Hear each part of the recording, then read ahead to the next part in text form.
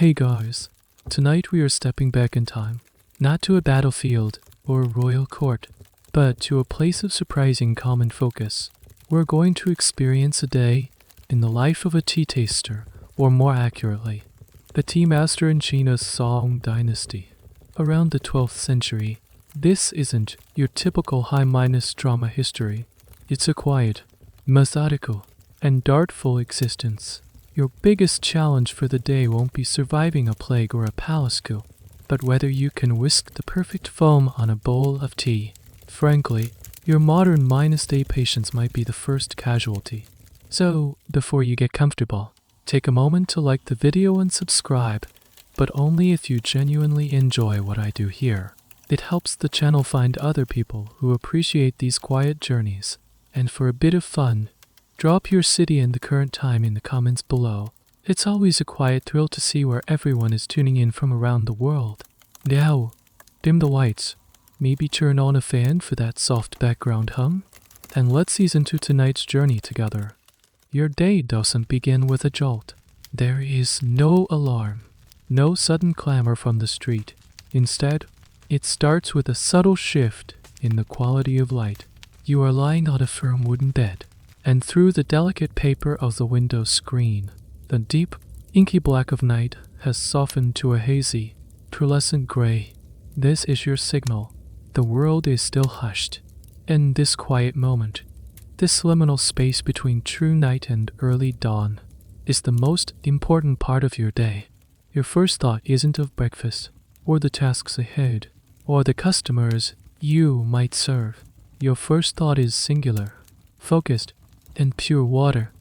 You rise, slipping your feet into simple cloth shoes.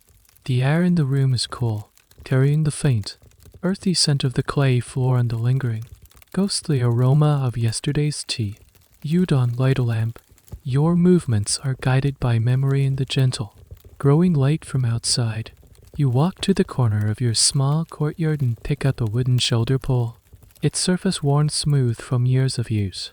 At each end, a hook waits patiently. You hang two empty wooden buckets, their familiar weight settling onto your shoulder like an old friend.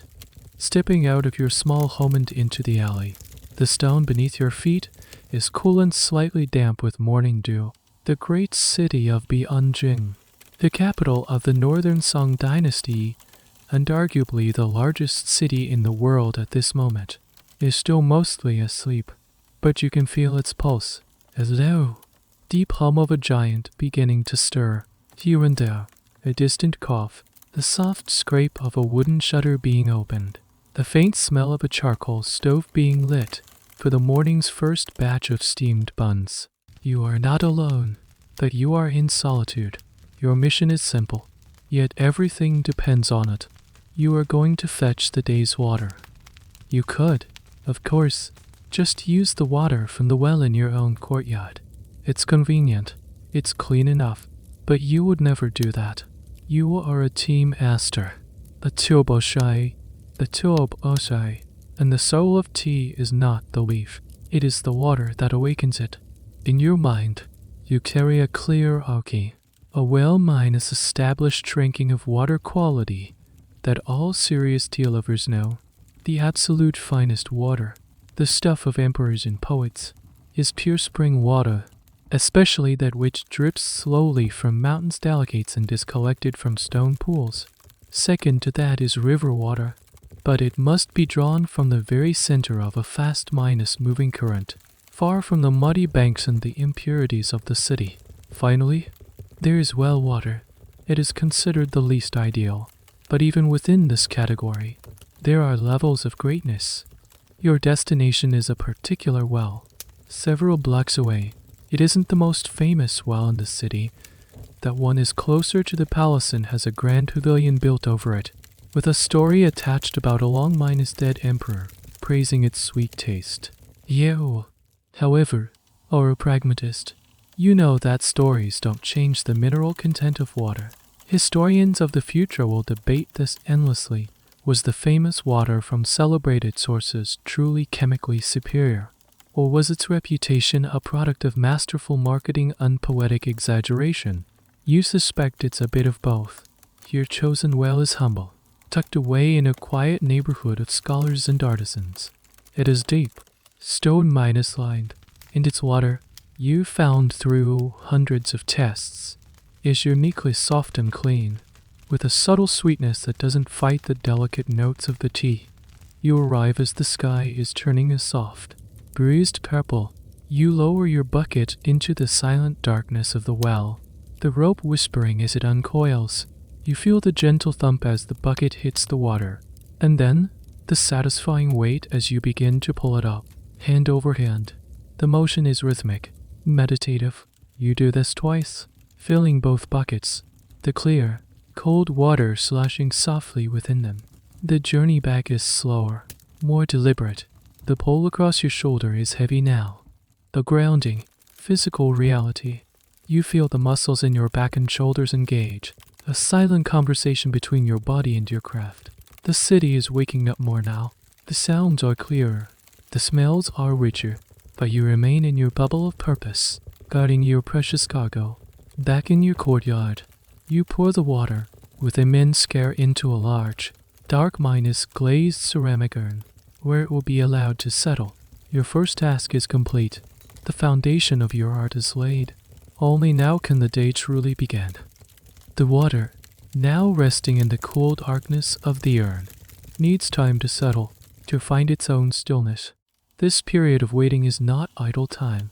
It is a space reserved for another essential ritual, one of quiet communion with your tools.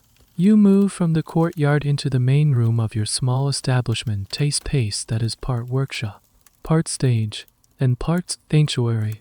The morning light, stronger now, filters through the lattice of the window, casting soft, elongated rectangles of light across the wooden floor.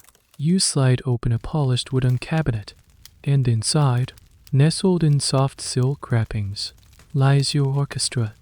These are not mere implements. They are extensions of your will, partners in your art. Each one has a history, a personality.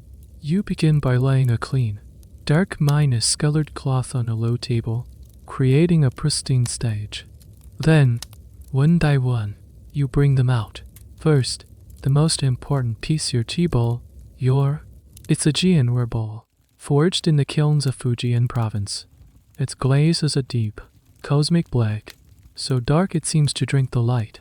But within that darkness is a universe of detail, a delicate pattern resembling the finest silver threads of a hare's fur, radiating from the bottom towards the rim. You cradle it in your hands.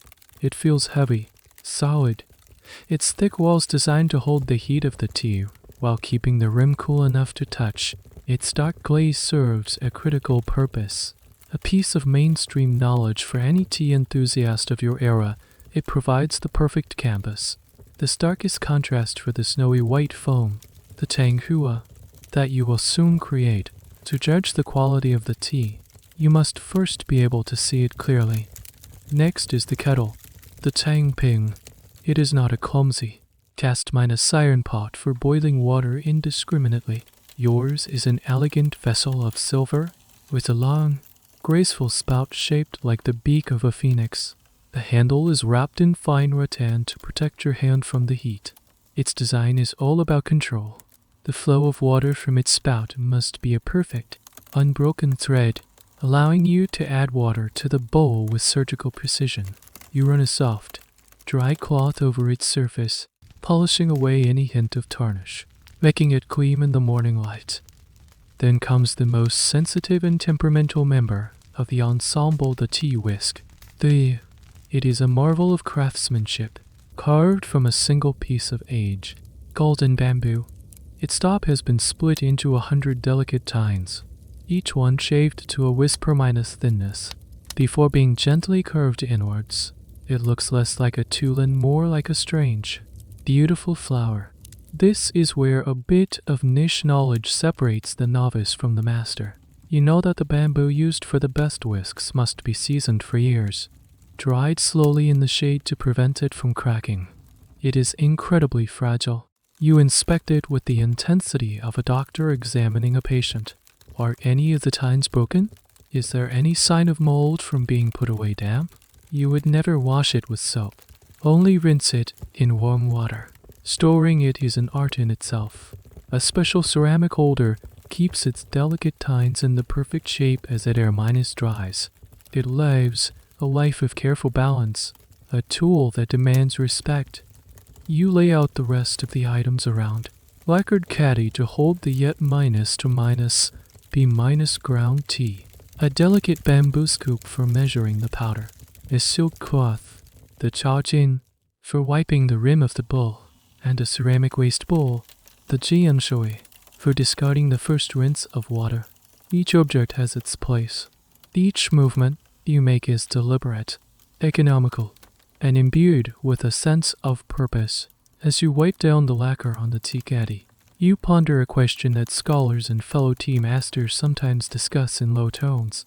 To what extent is this meticulous cleaning for practical hygiene, and to what extent is it a spiritual act? Historians of the future will find themselves asking the same thing. Are these rituals purely for ensuring no speck of dust contaminates the tea's flavor? Or are they a form of active meditation? A way to cleanse your own mind of distracting thoughts before you begin the sacred act of creation? You believe the two are inseparable. To purify the tools is to purify the self. The state of your equipment reflects the state of your mind. Eye calm hand. A steady focus, these are the true ingredients of great tea. You take a final look at the assembled set. The dark bowl waits patiently. The silver kettle shines with promise. The delicate whisk rests, ready to dance. Everything is clean. Everything is in its place. The physical space is prepared. The mental space is clear. The water in the urn has settled into a deep, silent clarity. Now, and only now, are you ready to handle the tea itself? You gently unwrap the paper. The cake within is a dark, olive minus green disc. About the size of your palm, its surface is not rough, but smooth, almost waxy, and imprinted with an elegant design acre-old, sleeping phoenix. This is a high minus quality tribute cake from the famed plantations of Fujian. It is a work of art in itself.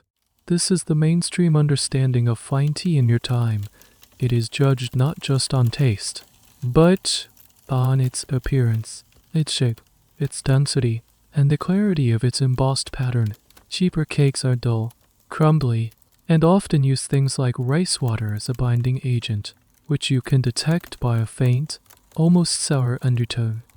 This is where your specialized knowledge comes into play, a detail many overlook.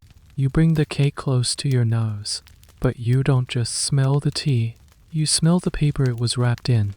The finest tea cakes are wrapped in high minus quality paper, made from bamboo or mulberry fibers, which imparts no scent of its own. A lesser tea might be wrapped in cheaper paper that gives off a faint, musty smell, a subtle sign of impurity that would taint the final bowl. You learned this not from a book, but from years of quiet observation. The cake is too hard to be used directly. Your first task is to break off a small piece, just enough for the sessions you anticipate today.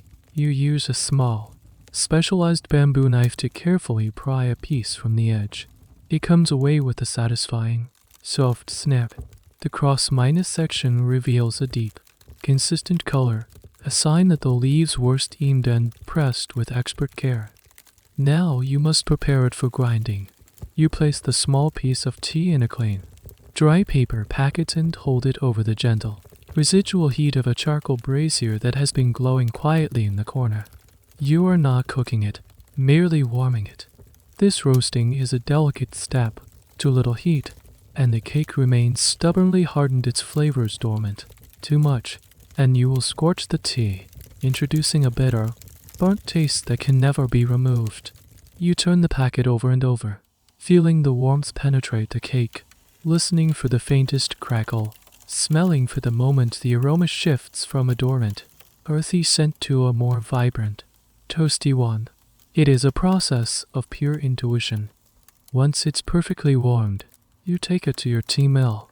It is a beautiful object, a small, heavy roller, often made of granite or sometimes even silver for the wealthiest connoisseurs. set inside a fitted wooden housing with a handle. You place the warmed piece of tea into the mill's trough. You begin to turn the handle. The motion is slow, steady, and circular. The sound is one of the most comforting in your world, a soft, rhythmic, abrasive whisper. Sure, sure, sure. It is the sound of patience, the sound of transformation. You are not crushing the tea. You are persuading it to become powder. The first pass produces a coarse, gritty substance. This is nowhere near fine enough. Now begins the real labor, the part that occupies the better part of your morning. You gather the coarse powder and pour it into a sifter. This is a 2-stir container, often made of lacquered wood bamboo, with a fine silk sieve stretched across the middle. You place the lid on top and begin to gently shake and tap it. The finest particles fall like green snow into the lower compartment, while the coarser bits remain on the silk. You take those coarser bits, return them to the mill, and grind them again. Then you sift again. Then you grind again. You repeat this process over and over. Each time, the powder that falls through the silk becomes finer, more uniform, its color more brilliant. It is a meditative, almost trance-like task. Your mind is focused entirely on the feel of the sifter, the sound of the particles against the silk, the gradual change in texture. Herein lies a subject of great debate among tea masters, a point that historians will puzzle over for centuries. How fine is the perfect grind? Some masters argue for the absolute finest powder possible, a substance as ethereal as dust, believing it releases the maximum flavor and creates the thickest foam. Others, including you, belong to a different school of thought. You believe that if the powder is too fine, it becomes dead. It can clump when the hot water hits it, creating a muddy texture and a slightly bitter taste. The true art, do you feel, is in achieving a fineness that is light and airy but still retains a certain life, a certain structure. You are aiming for the consistency of fresh, dry pollen. There is no machine to measure this, no official standard. There is only your sense of touch, your experience, and your philosophy. Finally, after what feels like an eternity of gentle grinding and sifting, you are satisfied. You carefully open the lower compartment of the sifter. Inside rests a small mound of the most beautiful green powder. It is luminous, almost jewel-stoned, and its aroma now fills the room, a complex scent of fresh grass, toasted nuts, and a clean, oceanic minerality. The entire morning has been devoted to creating just a few spoonfuls of this precious dust. The raw material has been perfected. The stage is set. Now, you are almost ready to perform the magic of turning this powder back into a liquid, to give it its final, glorious expression in the bowl. The last fine particle of tea has settled in the sifter. You gently place the lid on the container, preserving the precious green dust from the open air. The intense, focused energy of the last hour begins to recede, leaving a familiar, pleasant ache in your shoulders and wrists from the repetitive motion of grinding. You stand up, stretching your back, and the movement feels like a quiet punctuation mark at the end of a long, silent sentence. The work of preparation is done. Now, there is a moment of stillness, a pause. You walk to the front of your small shop, to the window with its intricate wooden lattice. You slide the window panel open, not all the way, just enough to let the world in. And the world comes rushing in, not as a physical force, but as a symphony of sound. The quiet, solitary bubble in which you've been working is instantly filled with the vibrant, chaotic, and utterly alive sound of Bianjing waking up. This is a moment you savor every day. From the focused microcosm of your tea table, you now zoom out to the sprawling macrocosm of the city. The first sound you register is a deep, groaning creak, followed by the heavy thud of a wooden bar being lifted. It's the sound of the gate to your local ward. The fang being opened by the night watchman. This is a foundational piece of knowledge for every city dweller. Bianjing is a city of walls within walls, a nested box of neighborhoods, and until those gates open shortly after dawn, Movement is restricted. It's a system designed for order and security, a remnant of older, more rigid city planning from the Tang Dynasty. But here in the song, the rules are softening. The energy of commerce is too powerful to be contained. That opening gate is like a conductor's downbeat. In an instant, the relative quiet is replaced by a rising tide of noise. First come the wheelbarrows. This is a quirky, specific sound you know well. A sound that for you is the sound of the morning. It's the high minus pitched, almost comical squeal of a single, ungraced wooden axle bearing a heavy load. The clock minus krogart, as some people call it. It's the sound of goods being moved, of the city's arteries beginning to flow with the blood of commerce. Then come the voices, a chorus of calls from street vendors who have been waiting by the gates, ready to claim their usual spots. Hot water, fresh, sweet hot water for your morning tea. One man cries, pushing a cart with a steaming cauldron. You smile, a convenience for those who don't have the time or inclination to fetch their own water, let alone from a specific well. Steamed buns, hot and soft. Another shouts, lifting the lid from a bamboo steamer to release a cloud of fragrant steam. The warm, yeasty smell drifts into your shop, mingling with the aroma of your tea powder. It's not an unpleasant combination. It smells like life. You hear the rhythmic clack minus clack of a night minus soil collector making his rounds, a vital but unglamorous part of the city's annotation. You hear the chatter of neighbors greeting each other, the sharper tones of merchants haggling over the price of vegetables, the rumble of an official's curtained sedan chair being carried down the main thoroughfare, his bearers shouting for people to clear a path. You look past your narrow alley to that main street. It's already a river of humanity. Shopkeepers are taking down their wooden shutters with a familiar clatter. Monks in saffron robes walk with serene purpose. Messengers with satchels slung across their chests hurry past. The sheer density of it all is staggering. You look over the rooftops of the adjacent buildings, tiled in grey clay, stretching on until they dissolve into a misty haze. You feel like you are standing at the absolute center of the world. And in this moment, you might be right.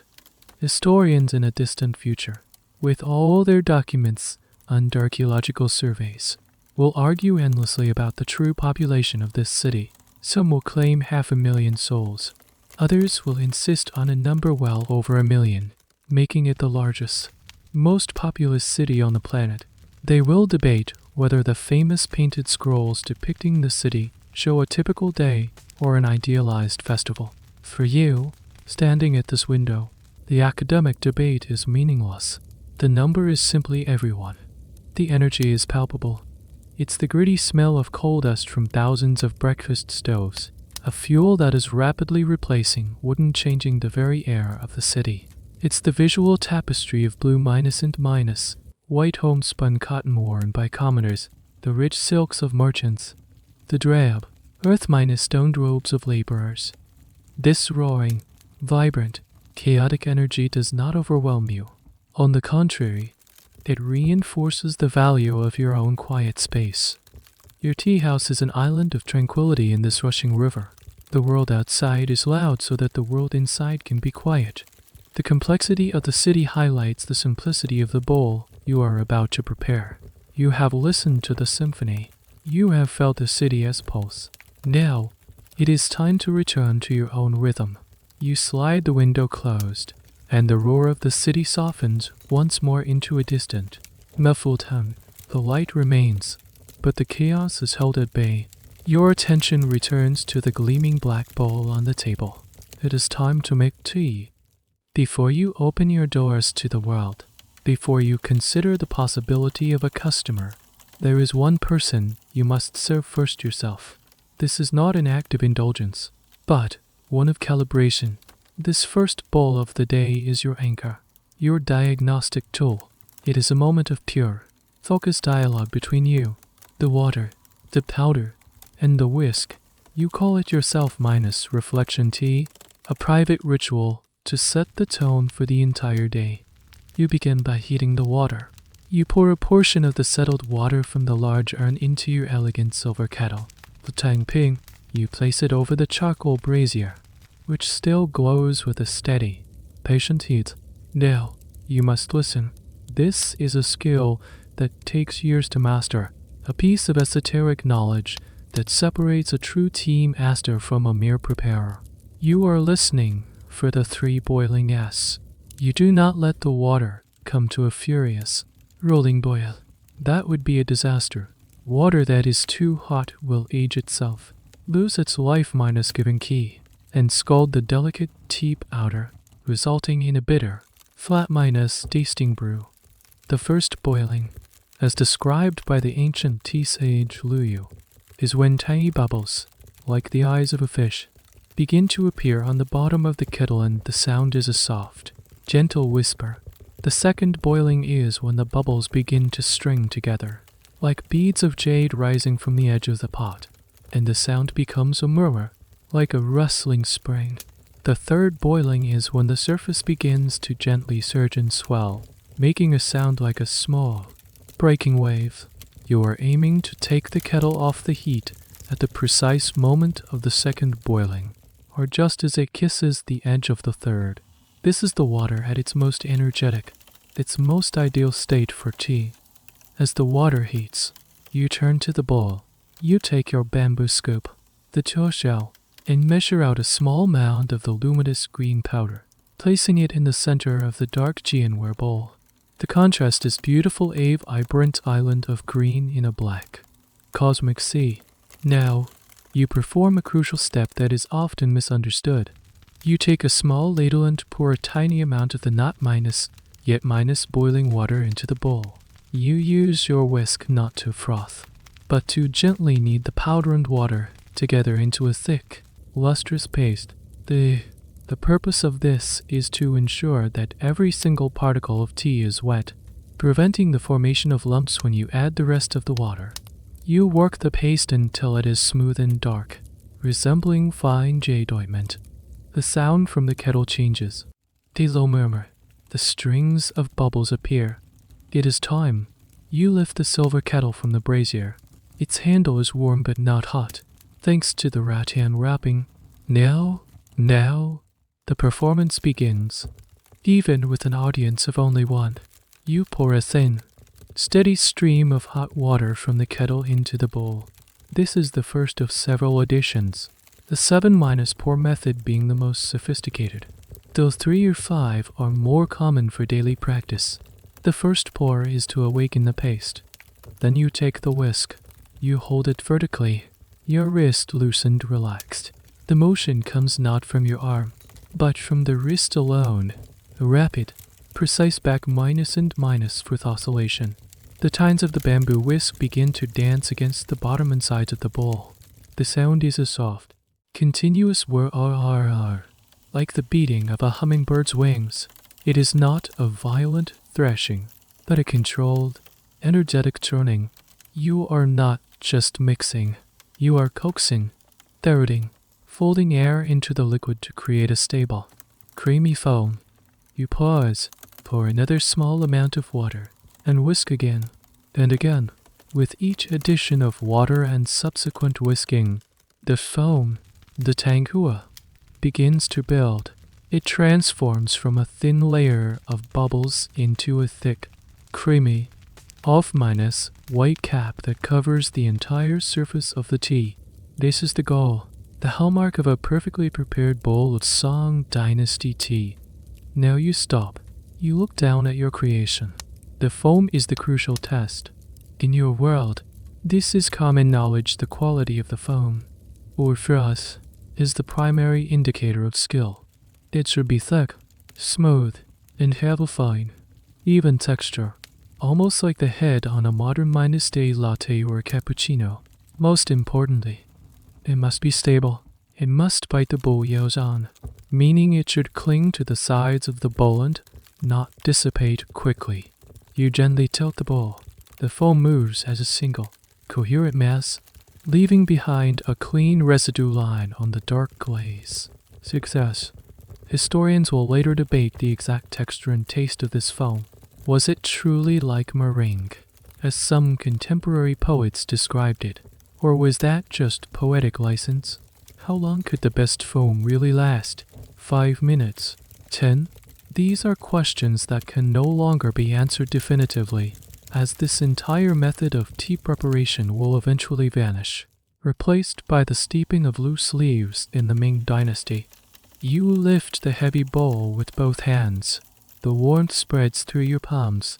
You bring it to your lips, the rim cool against them. You sip. You don't gulp. You inhale, the foam and the liquid together. The texture is extraordinary first. The light, very, almost flavorless foam, followed by the rich, savory, and slightly bitter liquid tea beneath it. The flavor is complex, umari minus rich, with notes of fresh minus cut grass and toasted chestnuts. It is invigorating and calming all at once. You have tasted your work. You have confirmed your skill. You have centered your mind. The day's water is sweet. The powder is lively. Your wrist is steady. Now, you are ready for whatever the day may bring.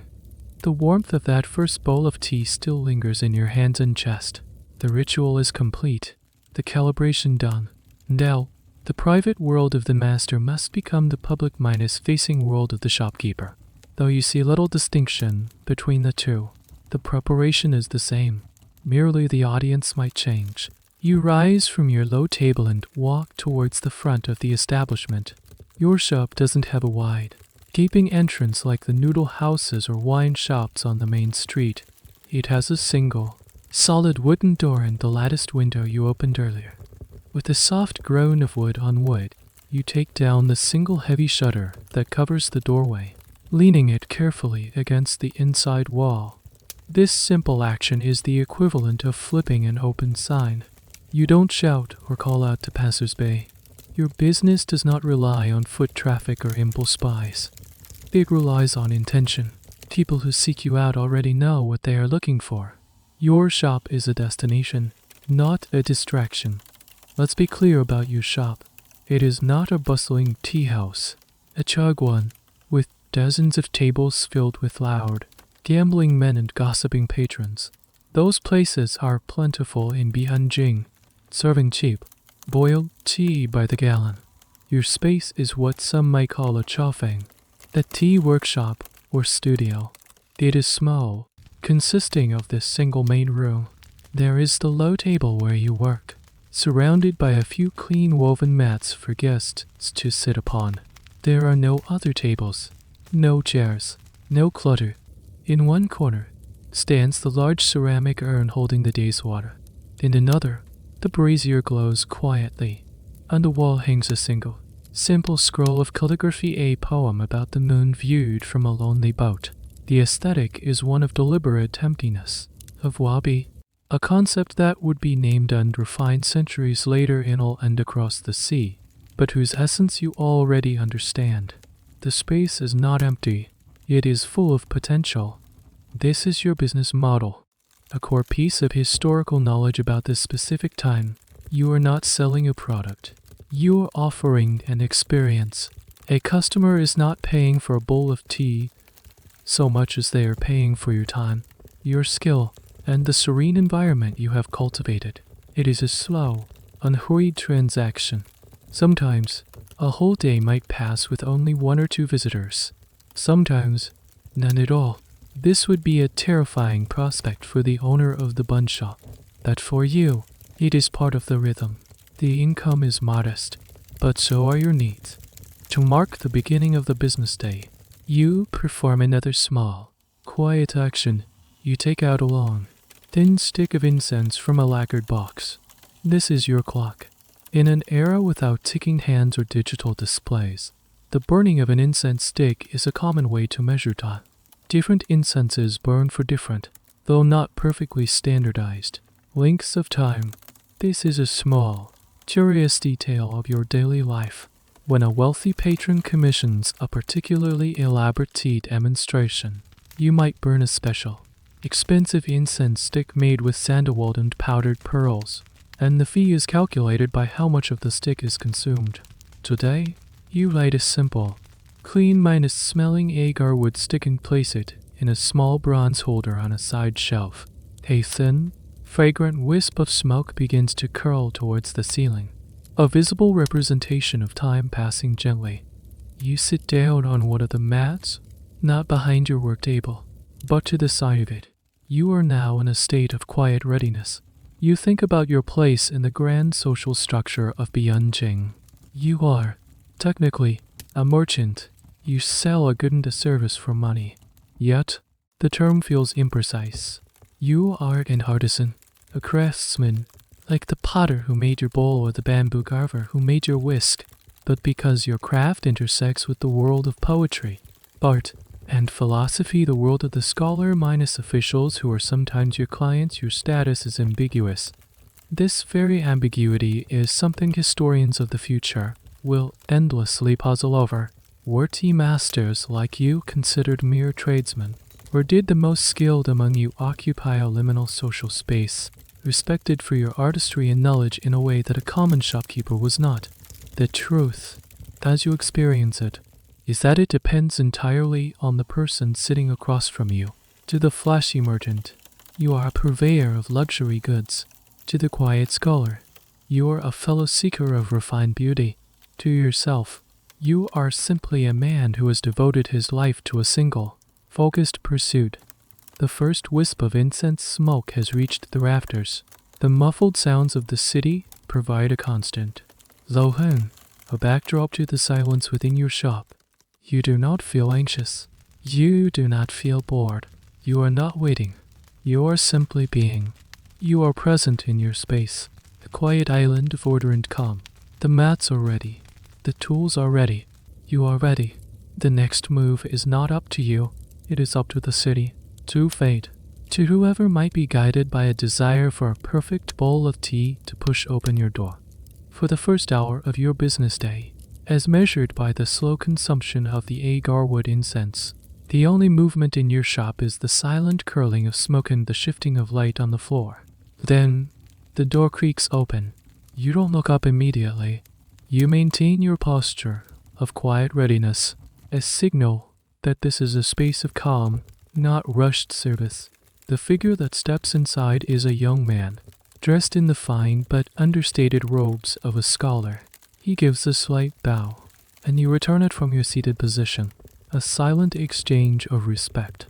He is a regular, a student from a nearby academy who saves up his meager allowance to come here once a month. He understands the rhythm of the space. He settles onto one of the mats opposite your workstation. No words are exchanged. There is no menu. No what can I get for you. He is here for one thing: to watch, to learn, and to savor. You move to your low table, and the quiet performance begins again. This time, it is not for yourself, but for your guest. The movements are the same as your morning ritual, but now they are imbued with a subtle sense of presentation. Your hands move with a practiced, fluid grace. Every action, from wiping the bowl to scooping the powder, is precise and deliberate. You heat the water, once again listening for the sound of the second boiling. You carefully prepare the jade minus green tea paste in the bottom of the dark bowl. Your guest watches, his gaze focused, his own posture mirroring your sense of concentration. He is not just a customer. He is a witness. Now comes the crescendo, the sensual act that defines your entire art form. In your era, this is the most widely known and admired aspect of tea culture, the whisking of the froth. The most refined version of this is known as the 7-pour method, or 7-10th tea ceremony kit in Dian Cha Fa. It is a highly technical and artistic process, transforming the simple ingredients of water and powder into a complex, layered beverage. You take the kettle of perfectly heated water. Your left hand holds the bowl steady. Your right hand lifts the kettle. First, you pour a thin stream of water into the bowl, enough to dilute the paste into a thicker liquid. You pick up the bamboo whisk and begin to move it in slow, circular motions, ensuring the powder is fully suspended. The color becomes a deep, murky green. Second, you add a bit more water. Now, the whisking becomes more vigorous. You begin to create the initial layer of foam, moving the whisk back and forth, across the diameter of the bowl. The sound of the whisk against the ceramic is a soft, rhythmic chábóshì. Third pour, another pour. The liquid is now a lighter, more opaque green. Your wrist begins to move rapidly, a controlled tremor that whips air into the mixture. Tiny bubbles begin to form, creating a delicate, lacy foam. This is the moment a novice often fails, unable to generate a stable froth. Fourth pour, you add water and whisk again. Here, a little minus known piece of expert technique comes into play. You don't just move the whisk back and forth. You use the tip of the whisk to draw circles and spirals just beneath the surface of the liquid, encouraging the smaller bubbles to merge and create a finer, denser foam. It's an almost invisible motion, a secret passed from master to student. Fifth pour, the foam. The tang hua is now significant. It's becoming thick and white. The key here is consistency. You must keep the whisk moving, not allowing the foam to separate or collapse. Your arm begins to feel the strain, but your wrist remains loose and fluid.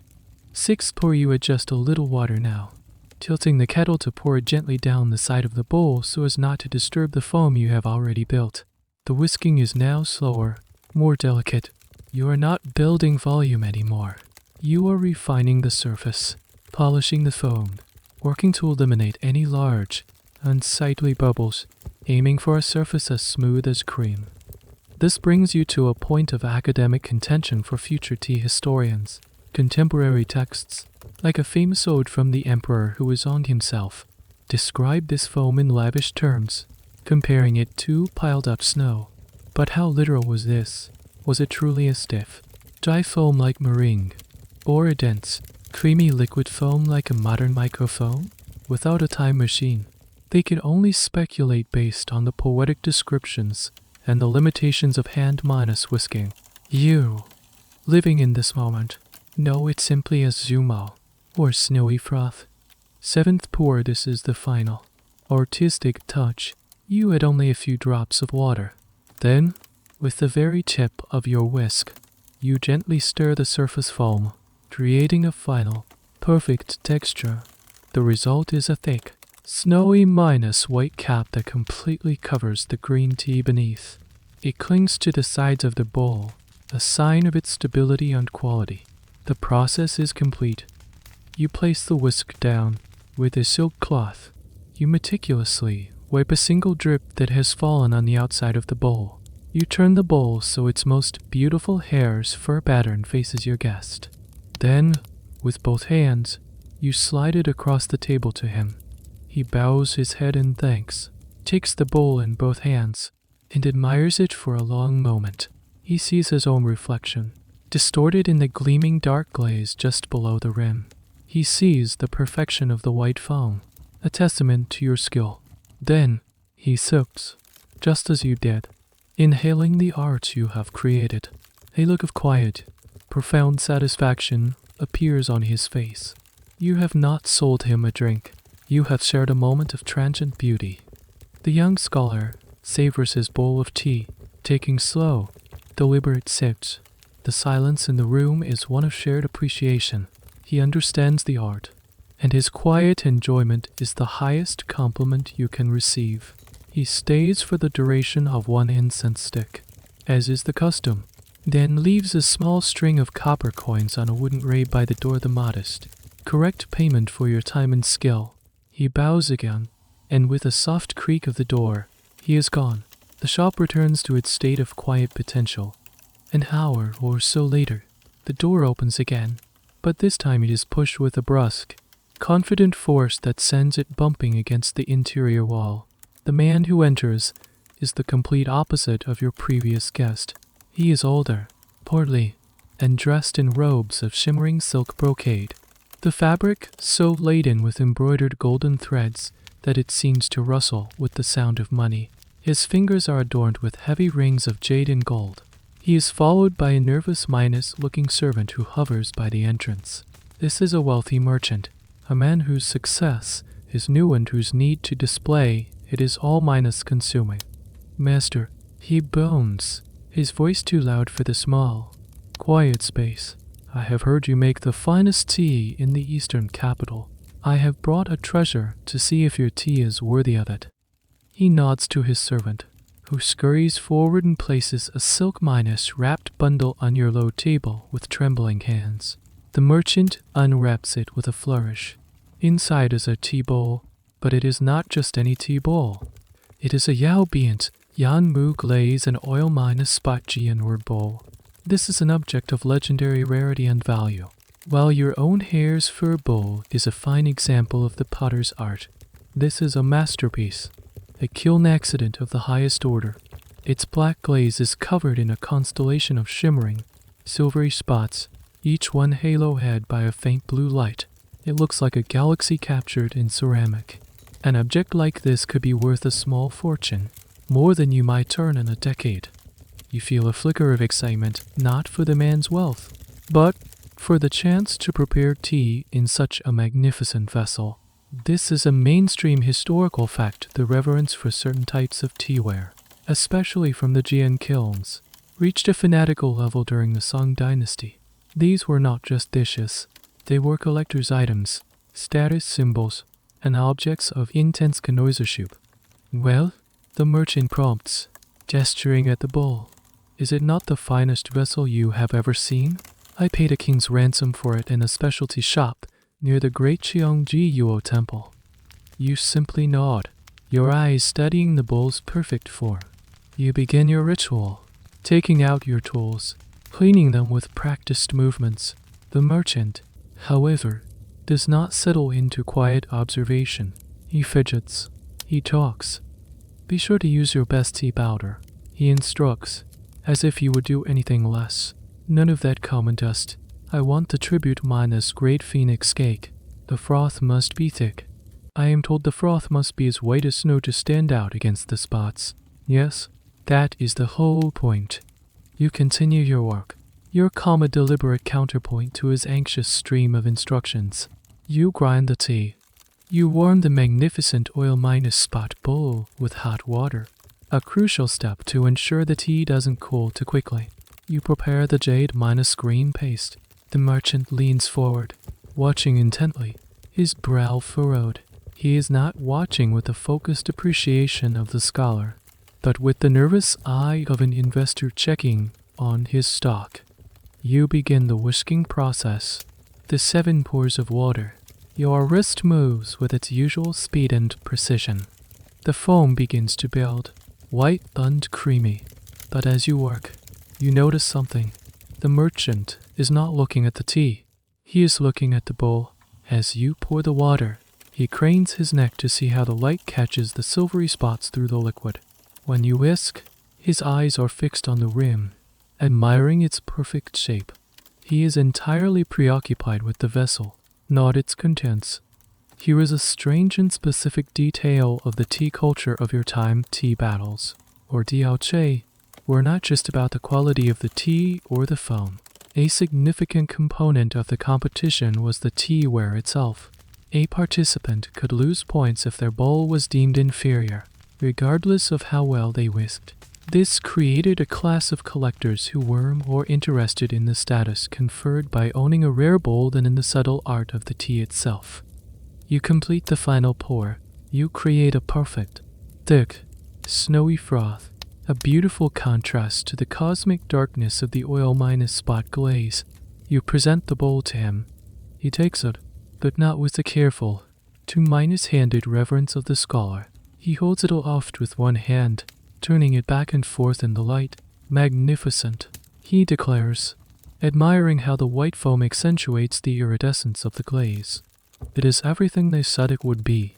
Then, he does something that makes your heart sink. He takes a single, quick, noisy slurp, like a man drinking soup. He swallows, smacks his lips, and sets the bowl down with a decisive clack on the wooden table. "Excellent," he says, but his eyes are still on the bowl. The vessel performs its duty well. He has not tasted the tea. He has tasted nothing of the water you so carefully fetched, the powder you so painstakingly ground, the foam you so artfully whisked. He has only seen his investment validated. He has used your art, as a frame for his treasure. Historians will forever debate the true nature of Song Dynasty connoisseurship. Was it a pure, aesthetic pursuit of beauty, as the poems and philosophical texts suggest? Or was it often, as you are witnessing now, a vulgar display of wealth and status, where the art itself became secondary to the expensive objects associated with it? The answer, you know, is that it was always both, often at the same time. In the same room, the merchant pays you, and generously so, leaving a piece of silver that is far more than your usual fee. He wraps his precious bowl back in its silk. Then with another booming good day, he is gone. You are left with the silver, the lingering scent of his expensive perfume, and a profound sense of emptiness. You have performed your craft perfectly, but it has gone utterly unseen. The heavy scent of the rich merchant's perfume slowly fades, replaced once again by the subtle, clean aroma of incense and tea. The piece of silver he left sits on the tray, feeling cold and impersonal compared to the warm copper coins of the sky. You are left with a familiar, slightly hollow feeling, the artist's paradox of being paid well for work that was not truly understood. You do not dwell on it. To do so would be to let his restless energy disturb your own carefully cultivated calm. Instead, you decide to do something for yourself, something that requires even greater concentration and skill, a practice that elevates the art of tea to another level entirely. You begin the process again, but with even more meticulous attention to detail. The foam required for tea painting must be exceptionally fine, dense, and stable. It needs to be a perfect canvas. You choose your own dark hairs for a bowl. Its familiar weight is comforting after handling the merchant's ostentatious vessel. You grind a tiny bit more powder, ensuring it is as fine as airborne dust. You heat the water, catching it at the perfect moment of the second boil. You perform the whisking, your movements economical but intensely focused.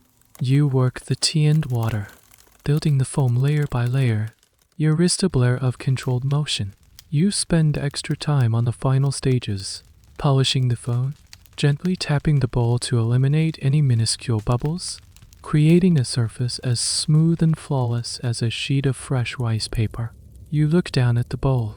The white froth is perfect, a thick, creamy, immaculate canvas. It clings to the dark walls of the bowl, stable and waiting. Now, the magic begins. You take a small, delicate bamboo pick, almost like a needle. In your other hand, you hold a tiny cup containing a small amount of dark, concentrated tea, a simple infusion of tea powder and a few drops of water, creating a pigment.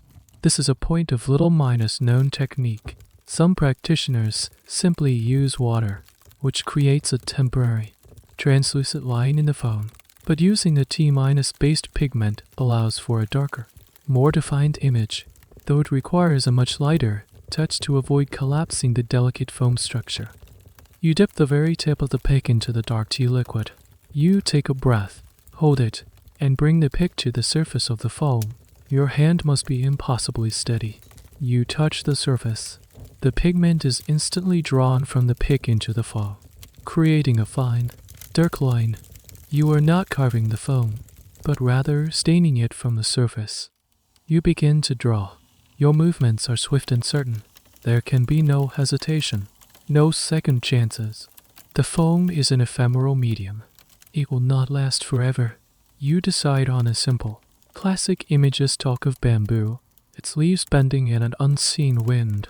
You draw the main stalk first, a single, decisive stroke.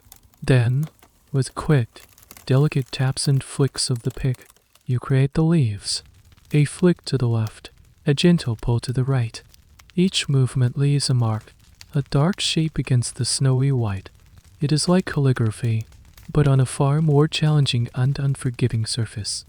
The image emerges, a simple, elegant bamboo stalk, rendered in shades of dark green against the white foam.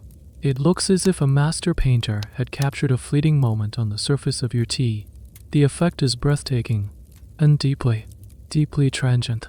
In a few minutes, the foam will begin to slowly break down, The image will soften, blur, and eventually disappear back into the undifferentiated whiteness.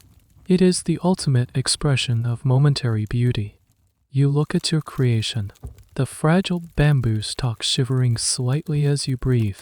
It is perfect precisely because it is imperfect and temporary. This is the heart of the art form, a concept many fail to grasp. The merchant wanted his bowl to be a permanent testament to his wealth. The scholar understood that the experience of the tea was a fleeting moment to be savored. This painting is the ultimate embodiment of that idea. It is beauty that cannot be owned, cannot be preserved, cannot be anything other than what it is, in this very moment. You don't drink the tea right away. You simply watch as the edges of the bamboo leaves begin to soften. The sharp lines blur. The image slowly melts back into its medium. It is a quiet lesson in acceptance, in letting go. The joy was not in the finished product, but in the focused, silent act of its creation. When the image is little more than a ghostly memory in the foam, you lift the bowl and drink, consuming your art, returning it to the nothingness from which it came. As you drink the last of the tea that once held the ghost of a bamboo stalk, you find yourself pondering the nature of what you just did. Your mind drifts back to conversations you've had with other tea practitioners, to quiet debates held over cooling bowls of tea in the fading afternoon light. The question is a subtle one, but it lies at the heart of your craft. At what point does art become mere spectacle? Where is the line between a refined aesthetic practice and a vulgar display of tricks? On the other side are the innovators, the artists, like yourself. You and your peers believe that tea is a medium, like ink or clay, and that its potential should be explored to the fullest. You argue that the taste and the visual experience are not separate, but are two parts of a greater whole. A beautiful image on the foam does not detract from the flavor. It enhances the entire experience, preparing the mind of the drinker for the beauty they are about to consume. It is a form of meditation, a demonstration of the highest levels of discipline and control. It is not a trick, but a form of poetry. You swirl the dregs in your bowl, thinking about the merchant from earlier. He would have loved the tea painting. He would have seen it as another layer of impressive performance, another demonstration of value for his money. He would have marveled at the skill, but he still wouldn't have tasted the tea. And this is the crux of the purists' argument.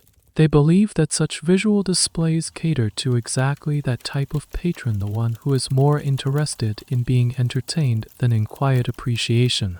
Historians of the future will grapple with this very same question, though from a much greater distance. They will read the glowing descriptions of tea painting by Emperor Huazong, an emperor known for his artistic passions, but also for neglecting the affairs of state, which ultimately led to the fall of his dynasty. This will lead to a fascinating academic debate. Was this intense focus on the aesthetics of tea a symptom of a decadent, inward-looking court culture that was out of touch with reality? Did the obsession with creating fleeting images in a tea bowl reflect a society that was more concerned with ephemeral beauty than with the looming military threats on its borders? It's a heavy thought for a quiet afternoon. You rinse your bowl, the last remnants of the painted foam disappearing with a splash of water. You look at your tools, your whisk, your kettle. Are they instruments of a profound art for more props in a theatrical show? You don't have a definitive answer. Perhaps the truth is that they are both. Perhaps the identity of your craft lies entirely in the intention of the practitioner and the perception of the viewer. When the young scholar witnessed your 7-pour method, it was art. When the rich merchant watched the same process, it was a service transaction. When you painted the bamboo for yourself, it was a meditation. If you had painted it for the merchant, would it have been a trick? You put the thought aside. The afternoon sun is beginning to slant, casting long shadows across the room. The philosophical debates are for the quiet hours. For now, you are still a shopkeeper, in the middle of a living city. You straighten the mats, check the level of water in the urn, and once again assume your position of quiet readiness. The nature of your art may be debatable, but the practice of it is your reality. You wait to see what the rest of the day will bring. The incense stick has burned down by another third. Its ash a delicate, unbroken gray line. The initial energy of the morning has given way to the slower, warmer rhythm of the afternoon. The shouts of the vendors have softened into a more relaxed patter, and the foot traffic on the main street has thinned slightly. In this lull, a familiar restlessness begins to stir in you. You are not a man who can sit still for an entire day. Even in your own tranquil space, you need to feel the city's pulse not just through your window, but under your feet. You decide to close the shop for an hour. This is not an unusual practice. You don't hang a sign or lock the door. You simply slide the main door shutter almost completely shut, leaving just a tiny gap. It's a subtle signal to the initiated the master is away, that will return. It's a business practice that would be unthinkable in a later, more frantic age, but it is perfectly understood in your world. You slip out of the narrow opening and into the alley. The afternoon sun feels warm on your shoulders. You have no specific destination, no errand to run. You are simply going for a walk. Your destination is the local tea market. But you are not going as a buyer or a seller. You are going as an observer, a listener, a flunner of the tea trade. You walk from your quiet side street onto one of the wider thoroughfares. The sounds and smells intensify again. You pass a cookshop where ducks are being roasted, their skins glistening and amber-minus colored. You pass a storyteller on a street corner, holding a fan and captivating a small crowd with the dramatic tale of a cunning magistrate. You see a group of children chasing a stray dog, their laughter echoing off the plaster walls. This is the raw, unfiltered life of Bianjing, and you soak it in. Soon, the general smell of the city, a mix of charcoal smoke, cooking food, and humanity begins to change. A new scent weaves its way into the air, the dry, fragrant, unmistakable aroma of bulk tea. You are getting close. You turn a corner, and the market opens up before you. It's not a grand, enclosed building, but a sprawling, chaotic collection of open-air stalls, warehouses, and shouting men. This is where the tea trade happens in its most elemental form. This is a mainstream historical reality, while your small shop deals in the refined art of tea. This market deals in the brute force logistics of it. Giant stacks of woven bamboo baskets, each containing dozens of tea cakes, are piled high. Sweating laborers with tattered arms haul massive chests of tea off of carts. Men with counting rods on abacuses haggle loudly, their hands moving in a flurry of numbers and gestures. You wander through the narrow aisles between the stalls. Here, the tea is not presented in silk-lined boxes. It's laid out in the open on rough burlap sacks. There are tea cakes of every shape. Thin quality, big, rough-looking discs of dark tea for the common tea houses. Smaller, more refined looking cakes from famous regional producers. And even loose, lower grade leaves meant for boiling. A style consumed by laborers and monks who can't be bothered with whisking. You stop by one stall, run by a weary man with a deeply tanned face. He recognizes you and gives a slight nod. "Master," he says, his voice raspy from a day of shouting prices. "Looking to buy today?" You shake your head and smile. "Just looking, old friend, just breathing the air." This is your real purpose here. You can learn more about the state of the tea world in 1 hour at this market than in a month of reading official reports. You listen to the gossip. 2 merchants are arguing about a shipment from Dian Cha province that was delayed by bandits on the river. This tells you that prices for that region's tea might rise in the coming weeks. You hear a warehouse owner complaining to a broker that the humidity from the recent rains has ruined a portion of his stock, introducing a musty flavor. This is a valuable piece of information, a reminder to be extra vigilant for any hints of mold in the cakes you purchase. You pick up a tea cake from a pile. It's a brand you don't recognize. You feel its weight. Examine its color and compression.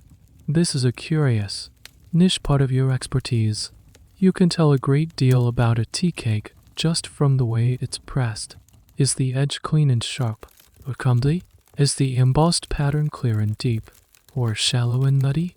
These are signs of the skill and care of the producer, small details that a casual buyer would never notice. You see the seller watching you, then you give him a non-committal hum, placing the cake back on the pile. You overhear a fascinating debate, an argument that speaks to a subtle shift happening in the world of tea. One merchant is trying to sell another on a new type of tea cake that has been scented by being stored with jasmine or magnolia blossoms. The potential buyer is skeptical. Why would you taint good tea with the smell of flowers? He scoffs. Tea should smell of tea. The seller insists it's the latest fashion, a new delicacy that the ladies of the court are said to enjoy. This is a preview of a coming trend, though you don't know it.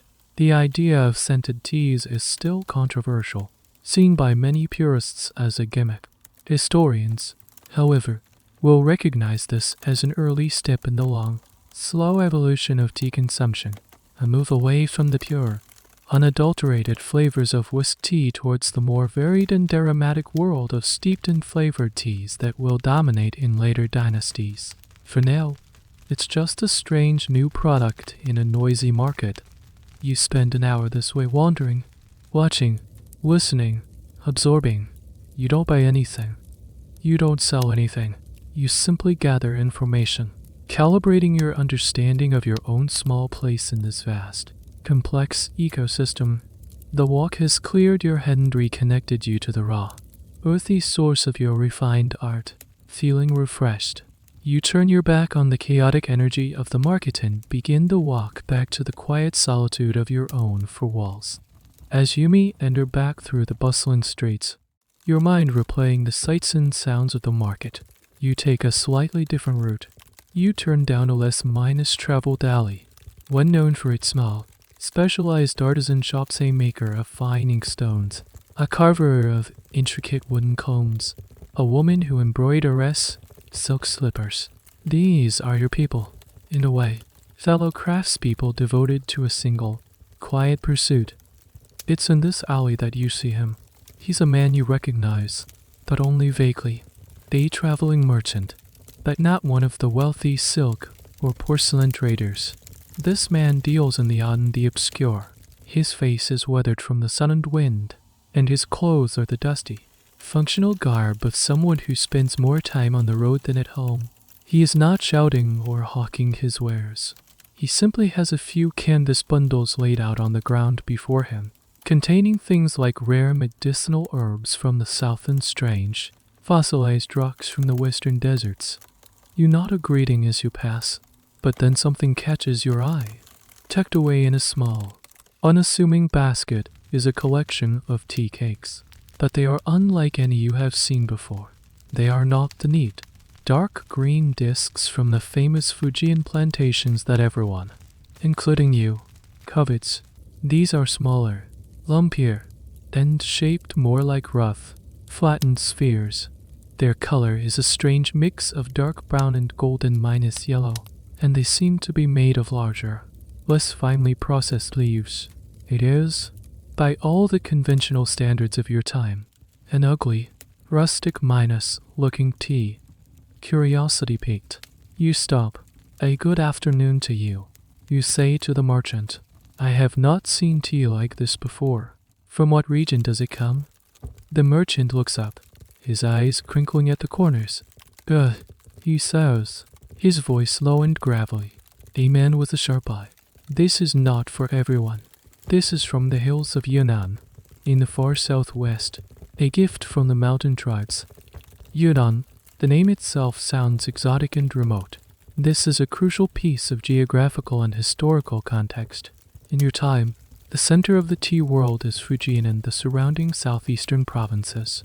That is where the tribute tea for the emperor is made, where the famous tea masters congregate, and where the established techniques of steaming and compressing tea into cakes are perfected.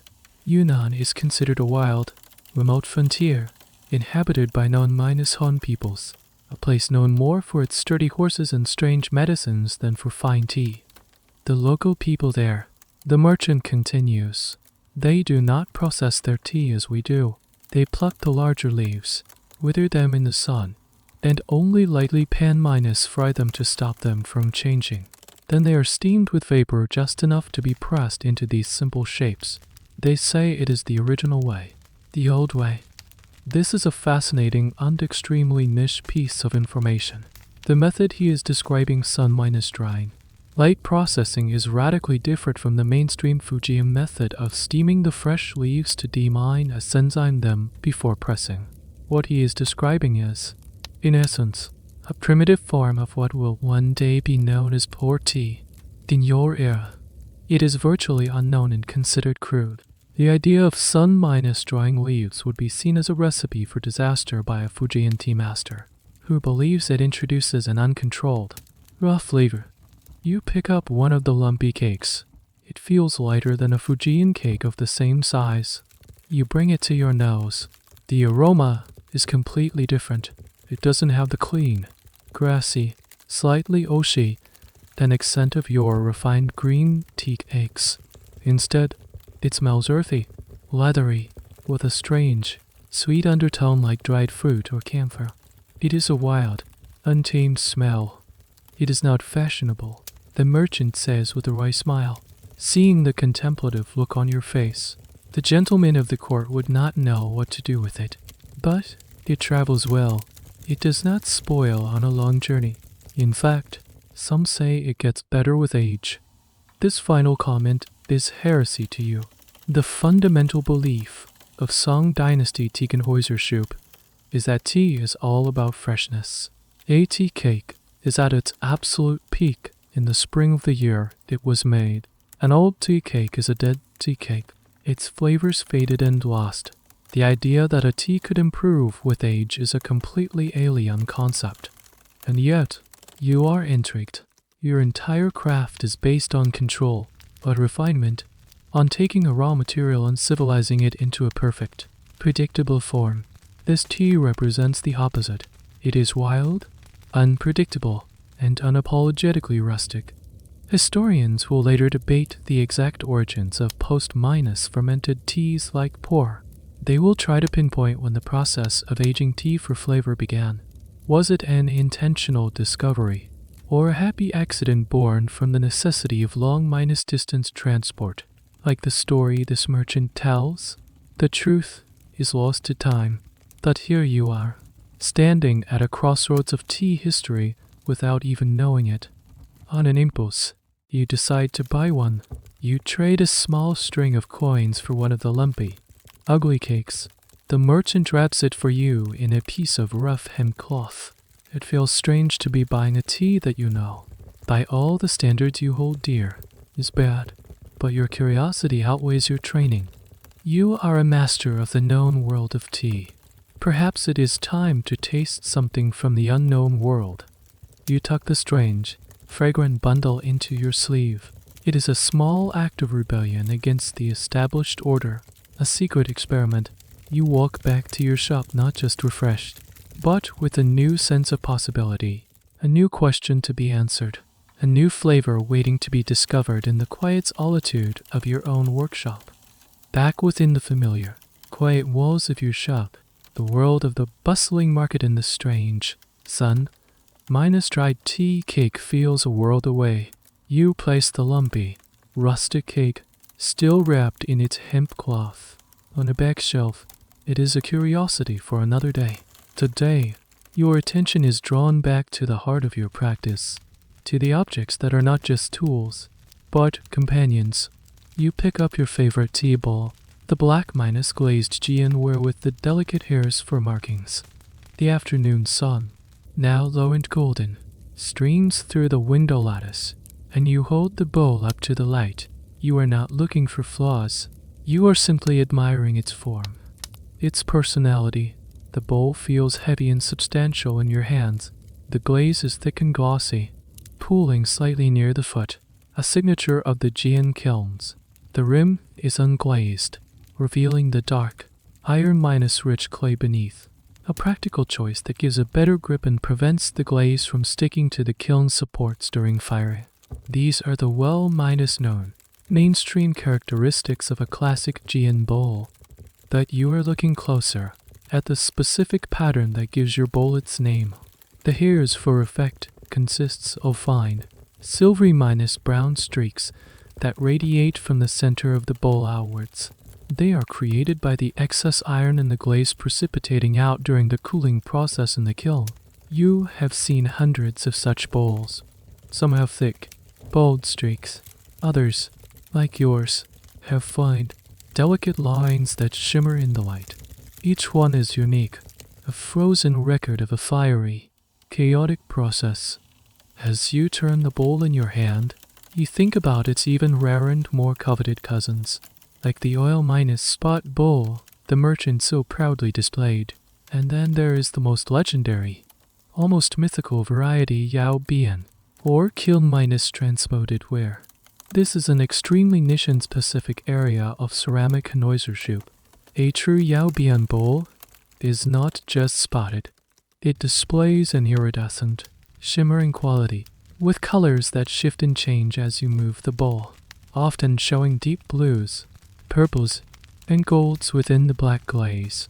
They are the result of a kiln accident, a chance combination of temperature, atmosphere, and glaze composition that is almost impossible to replicate. They are so rare that they are spoken of in hushed, reverent tones. And this is where a great mystery lies, a question that ceramic experts and historians will debate for 1,000 years. How were these effects, especially the legendary Yao Bian iridescence, actually created? In your time, the process is already shrouded in secrecy and myth. The potters of the Jian kilns in Fujian guard their techniques closely. Some say they add powdered silver or secret minerals to the glaze. Others whisper that it has to do with using a specific type of pine wood for the firing, one that creates a certain atmosphere inside the kiln at the peak temperature. There are even fanciful stories that a potter must pray to the kiln gods for such a miracle to occur. You, as a practitioner who values precision and understanding, find the myths unsatisfying. You suspect it is a matter of chemistry and chance. You have heard a theory, whispered among knowledgeable collectors, that the effect happens when the kiln is starved of oxygen at a crucial moment during cooling, forcing the iron and other trace elements in the glaze to behave in strange and unpredictable ways. But no one knows for sure. The knowledge is so localized and poorly understood that, within a few hundred years, it will be lost entirely. The kilns will fall into disuse, and the secret of creating these shimmering, star-filled glazes will vanish. Future ceramic ists in Japan, where these bowls will be treasured as national treasures, and later in China, will spend decades of painstaking research trying to reverse minus engine near the process, with only partial success. You look down at your own, more humble hairs for bowl. It may not have the cosmic dazzle of a Yao Bian masterpiece, but it is beautiful in its own right. And more importantly, it is a perfect tool. Its thick walls hold heat exceptionally well, keeping the tea warm while you whisk. Its wide, open shape is ideal for the vigorous movement of the, and its dark, lustrous glaze provides the perfect stage for the theater of the white foam. It is a perfect marriage of form and function. You run your thumb over the unglazed trim, feeling the fine, sandy texture of the dark clay. This bowl has a story. It was born in a massive dragon kiln, a long, tunnel-like structure built up the side of a hill, where thousands of bowls were fired at once.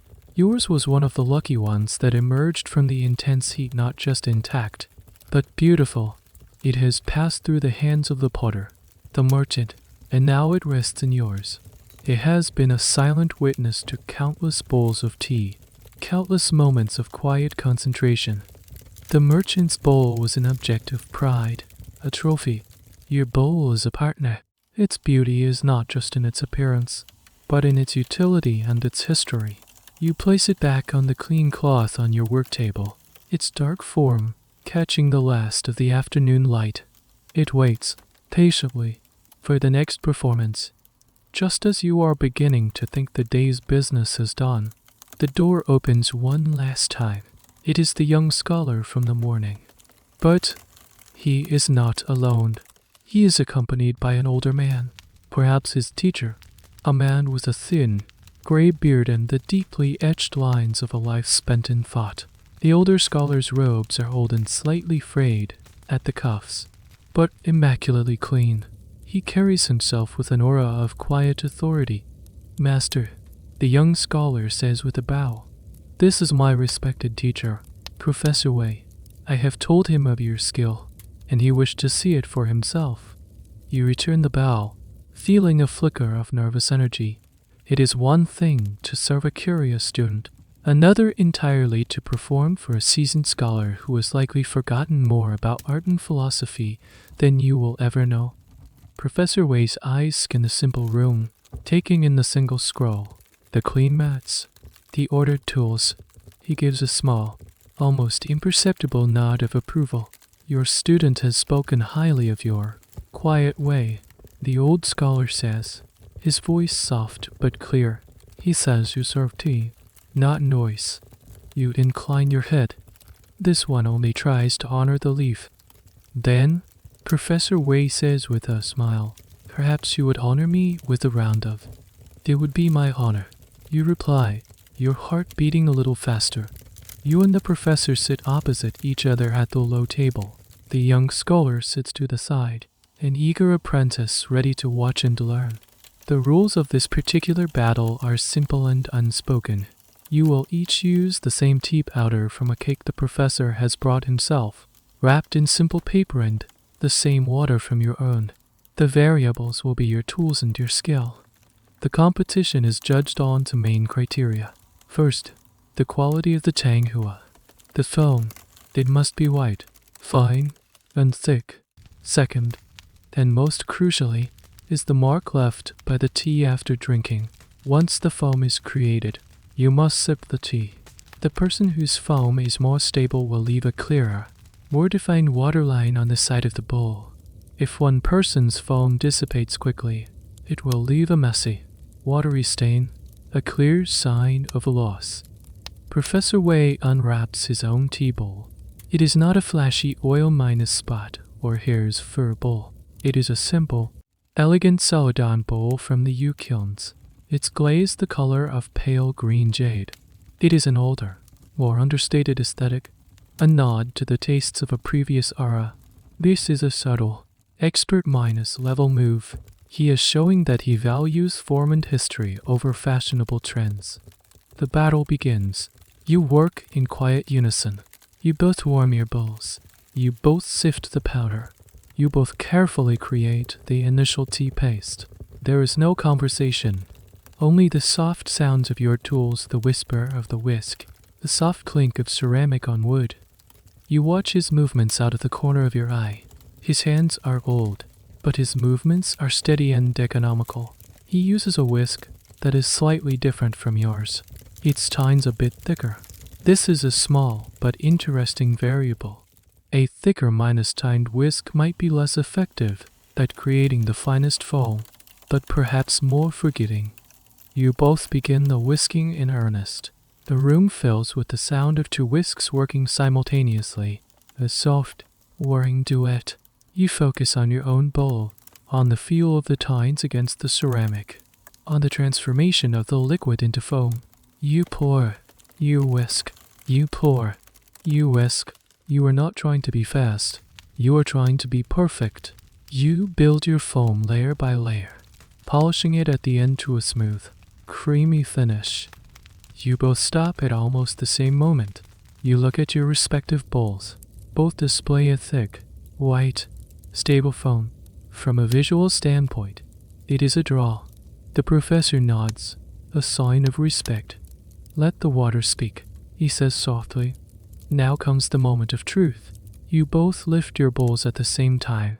You both take a slow, deliberate sip, letting the foam and liquid pass over your tongues. You then lower the bowls and tilt them slightly to examine the residue. You look at your own bowl. The white foam has left a clear, distinct line on the dark glaze, with very little water in S underneath it. A good result. Then you look at the professor's bowl. The result is almost identical. His foam, too, is clinging to the pale green side of his bowl, leaving a clean mark. It is a near minus perfect tie.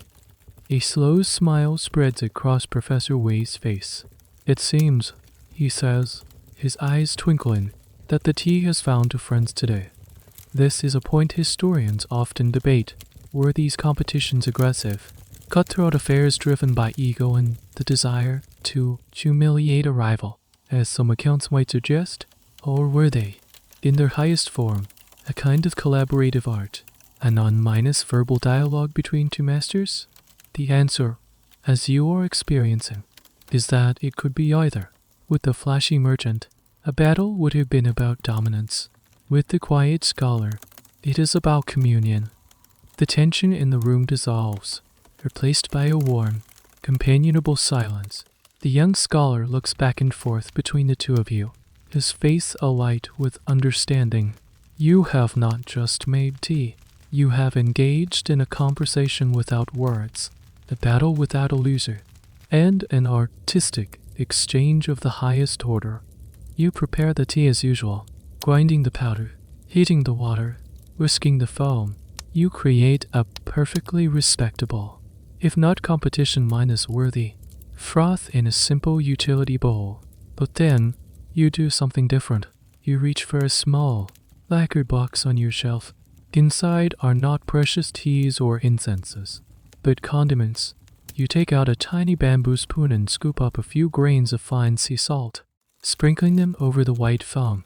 Then, from another compartment, you take a single, paper minus thin slice of dried ginger and float it gently on top.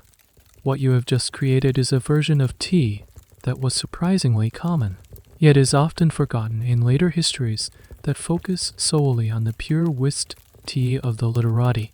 This is a foundational piece of historical knowledge about the era for many people. Tea was not just a philosophical beverage, it was a savory drink, the warming broth, something to be seasoned. The famous tea sage Lu Yu, writing centuries earlier in the Tang Dynasty, listed a whole host of possible additions to boiled tea, including salt, ginger, scallions, and even orange peel. While the Song Dynasty purists had largely abandoned these additions in favor of appreciating the natural flavor of the tea itself, the practice lived on, especially in more common settings.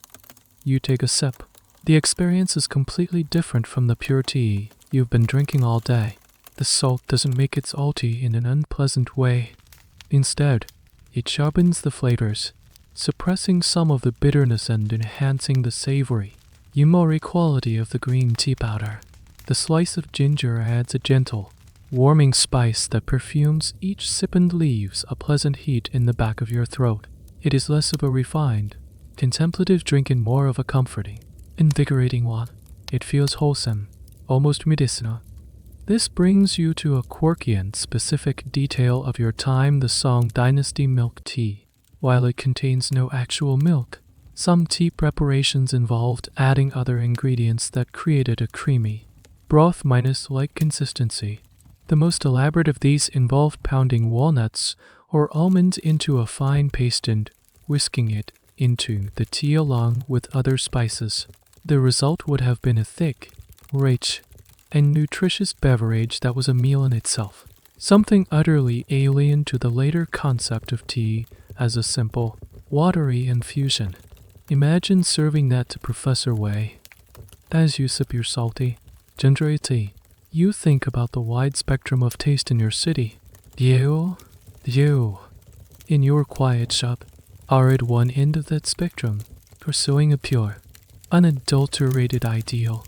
The bustling tea houses on the main street are at the other, serving up all manner of seasoned and boiled teas to a clientele that wants a cheap, hot, and flavorful drink.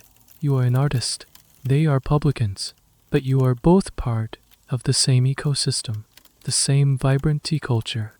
This leads to a question that historians and food scholars will debate for ages. What did Song Dynasty tea really taste like to the average person? The literature left behind is almost exclusively written by the elite scholar minus officials, who waxed poetic about the natural flavors of their tribute minus grade tea. But did the common laborer, stopping for a quick bowl at a street stall, experience the same thing? Almost certainly not. Their tea was likely boiled, bitter, and heavily seasoned with salt or other spices to make it palatable.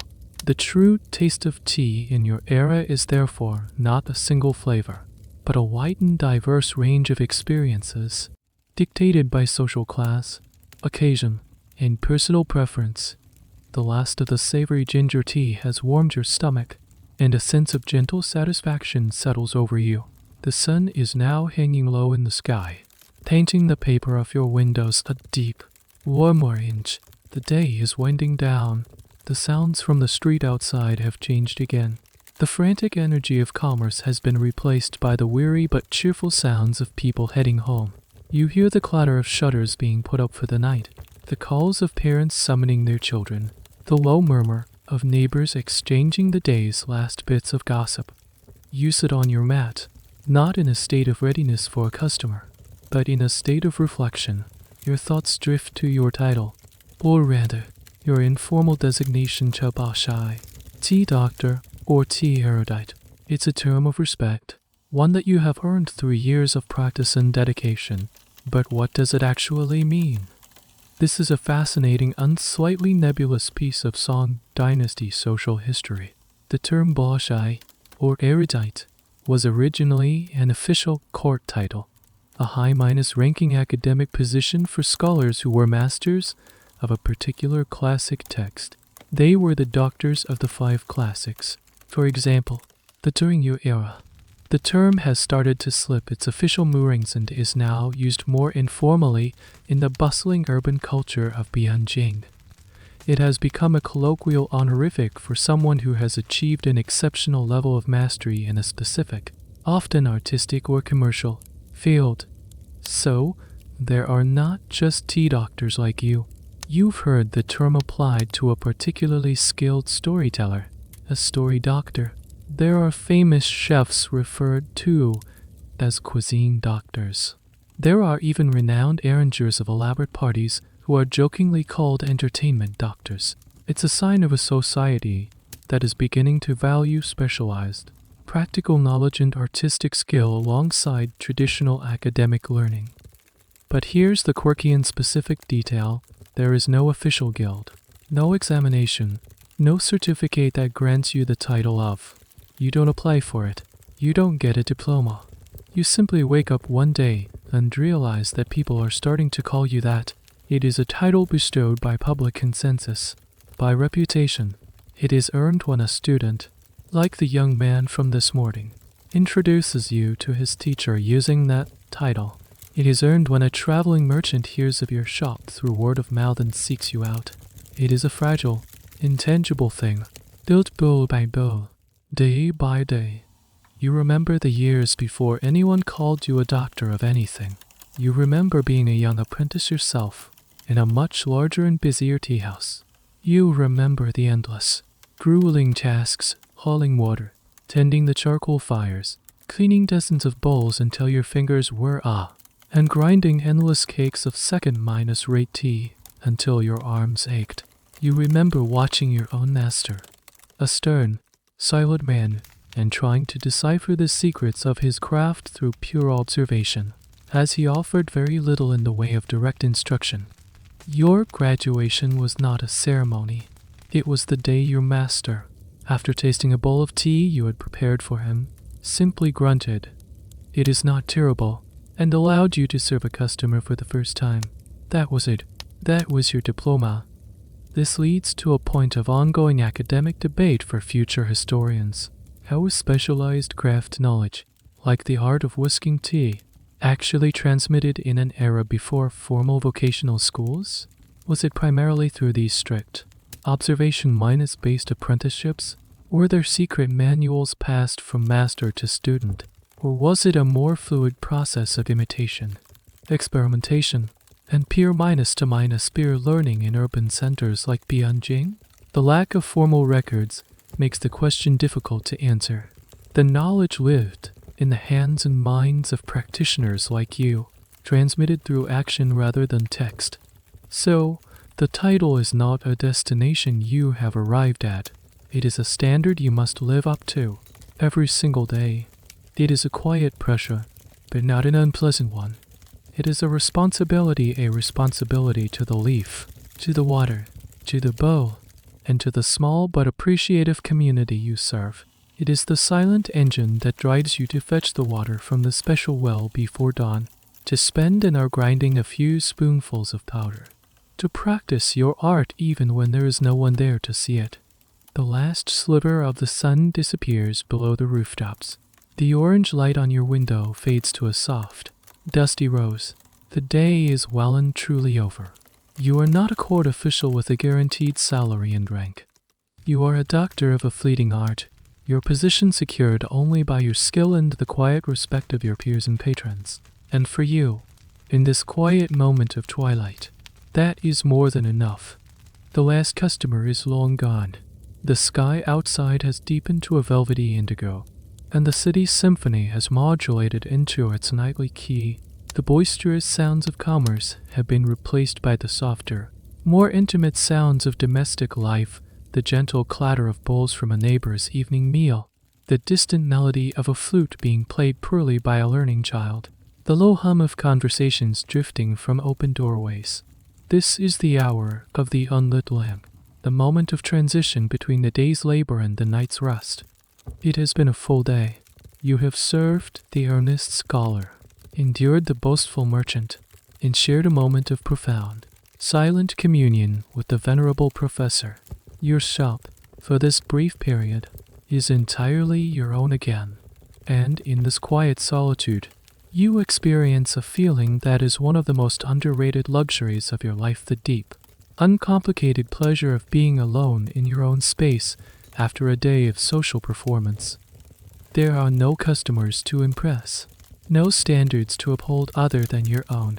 You could, if you wanted, make a sloppy, thoughtless bowl of tea, and no one would know. But of course, you would never do that. The habits of discipline are too deeply ingrained. Instead, you simply sit on your woven mat, not as a master or a merchant, but just as a man in his home. You don't feel the need to fill the silence. You don't reach for a book or a scroll. You simply let the day settle. You replay the moments in your mind, not to judge them, but simply to observe them. You think of the rich merchant soil minus spot bowl, a beautiful object that seemed to swallow the light. You feel a pang of pity for it, a magnificent instrument that has fallen into the hands of a musician who cannot hear its music. A mainstream historical fact is that these objects were symbols of status, but you are experiencing the quiet downside of that fact. When an object's monetary value eclipses its intrinsic purpose, something beautiful is lost. You think of the strange, lumpy tea cake from Yunnan, sitting on your shelf. It's a small, quiet mystery waiting in the corner of your room, a promise of a different kind of knowledge. The scent of it, wild and earthy, seems a world away from the refined, grassy aroma of the Fujian powder you have worked with all day. It's a reminder that your world, as expertly as you know it, is still a small island in a vast, unknown ocean of possibilities. Here in the solitude of the evening, your mind is free to wander to more personal thoughts. You think about the cost of things, not just the price of tea cakes and charcoal, but the cost of this life you have chosen. It has cost you the rowdy camaraderie of the tea house life you knew as a youth. It has cost you the potential wealth you might have accrued if you had a more commercial, less artistic mindset. It has cost you a family, perhaps, as your devotion to your craft leaves little room for the demands of a wife and children. This solitary life is a choice, and like all choices, it has its own subtle debits and credits. This leads to a fascinating and often overlooked question for historians. What were the personal lives of artisans and specialized craftspeople like you actually like? The histories, written by and about the political and military elite, are largely silent on the domestic affairs of a common, albeit highly skilled, shopkeeper. Were you lonely? Or did you find a unique kind of fulfillment in your solitary dedication? Was this lifestyle a personal choice, or one dictated by the economic and social realities of your profession? The honest answer, as you feel it in this moment, is that it is a complex mix of both. You treasure the quiet, but you are not immune to the occasional pang of loneliness. The silence is your sanctuary, but sometimes it is also just silence. A cool night breeze rustles the paper in your window frame, and you decide to do something that is purely for your own comfort. You rise and walk to the brazier, where the charcoal still emits a gentle, residual warmth. You don't heat water for tea. Instead, you tidy up. You carefully clean the bowls used during the day, rinsing them with the leftover water from the urn and wiping them dry with a soft cloth. You gently clean the delicate tines of your bamboo whisk, ensuring no tea residue remains, before placing it on its ceramic holder to air dry perfectly. You sweep the floor with a straw broom, your movements slow and meditative. These are not chores. They are a continuation of your practice, a way of bringing the day to a gentle close. It is the ritual resetting, of creating a clean, ordered space, ready for the potential of tomorrow. The act of cleaning is an act of respect for your tools and your space. By caring for them, you are caring for yourself. The shop is quiet. The city is quiet. Your mind is quiet. In this precious, empty hour, you are not performing, not serving, not striving. You are simply present, at peace in the small kingdom you have built for yourself. The shop is now clean and ordered for the night, each tool resting in its proper place. The air is cool and still. The last of the day's obligations have been met. The mental clutter of social interactions swept away with the physical dust on the floor. In the deep quiet of the evening, you feel a different kind of thirst, one that tea cannot quench. Tea, for you, is about clarity, focus, and a gentle, uplifting energy. It is the drink of the day, of the mind. The night, sometimes, calls for something different. You slide open a small, low cabinet, one you haven't touched all day. It does not contain tea cakes or ceramic bowls. Instead, you pull out a small, unassuming earthenware jug and a single, shallow-slipped ceramic cup. You unstop the jug, and a sweet, fragrant aroma fills the air, the scent of fermented rice. It is rice wine, or mijiayu, the most common and beloved alcoholic beverage of your time. You pour a small amount into the cup. The liquid is milky minus white and slightly cloudy. This is not the brutally strong, clear distilled liquor that will become common in later centuries. This is a gentler, more rustic beverage. It is warming, comforting, and only moderately alcoholic. This is a mainstream piece of knowledge. The common wine of the Song Dynasty was a relatively mild, fermented beverage, often drunk warm and enjoyed for its soothing qualities as much as its intoxicating ones. You don't drink it cold. That would be uncivilized. You take a small metal vessel, pour the wine into it, and set it in the still glowing embers of your charcoal brazier. You wait patiently as the wine gently warms, the sweet, yeasty smell intensifying. You are not in a hurry. This is a ritual as deliberate as the making of tea, but its purpose is inverted. Tea is for awakening the senses. Wine is for relaxing them. Once it's pleasantly warm, you pour the wine back into your cup and take it to the doorway of your shop. You don't go outside. You simply sit on the threshold, one foot in your quiet workshop, one foot in the darkened alley. The city is a different creature at night. The sky above the rooftops is not truly black, but a deep indigo, washed with the faint, ambient glow of 1,000,000 lanterns and lamps from the city's famous night markets, which are still roaring with life a dozen blocks away. You can hear their distant, festive hum, a low thrum of music, laughter, and commerce that continues long into the night. Your neighborhood, however, is quiet and residential, a peaceful harbor next to the roaring river of the city's nightlife. You take a slow sip of the warm wine. The sweetness coats your tongue, followed by a gentle, pleasant heat that spreads through your chest. It is the complete opposite of the tea minus drinking experience. Tea is about discerning subtle notes, about texture and froth, about a clean, slightly bitter finish. The wine is about a straightforward, comforting sweetness. Tea clarifies the mind. Wine softens its edges. Use it there on the threshold, sipping your wine, and you think about this duality. This is a quiet, philosophical point, a niche contemplation for a man like you. Are tea and wine opposites, or are they two sides of the same coin? Poets and scholars in your time love to debate this very topic. Some praise tea as the companion of the virtuous scholar and the meditating monk, a drink that fosters creativity and clear thought. They dismiss wine as a source of chaos, indulgence, and foolish behavior. Others sing the praises of wine as the great muse of poetry, the ultimate social lubricant, the key to unlocking true, unrestrained emotion and fellowship. Li Bai, the great Tang poet, famously wrote hundreds of poems with a cup of wine in his hand. Historians of the future will also find this T- versus -win debate fascinating. They will see it as a reflection of the two poles of the Song Dynasty psyche, the orderly, rational, Neo-Confucian desire for control and self-cultivation represented by tea, and the more spontaneous, emotional, Taoist- and Buddhist- influenced appreciation for nature, friendship, and letting go represented by wine. You, sitting here in this moment, feel that the debate is based on a false premise. They are not enemies. They are partners. They are the yin and yang of a balanced life.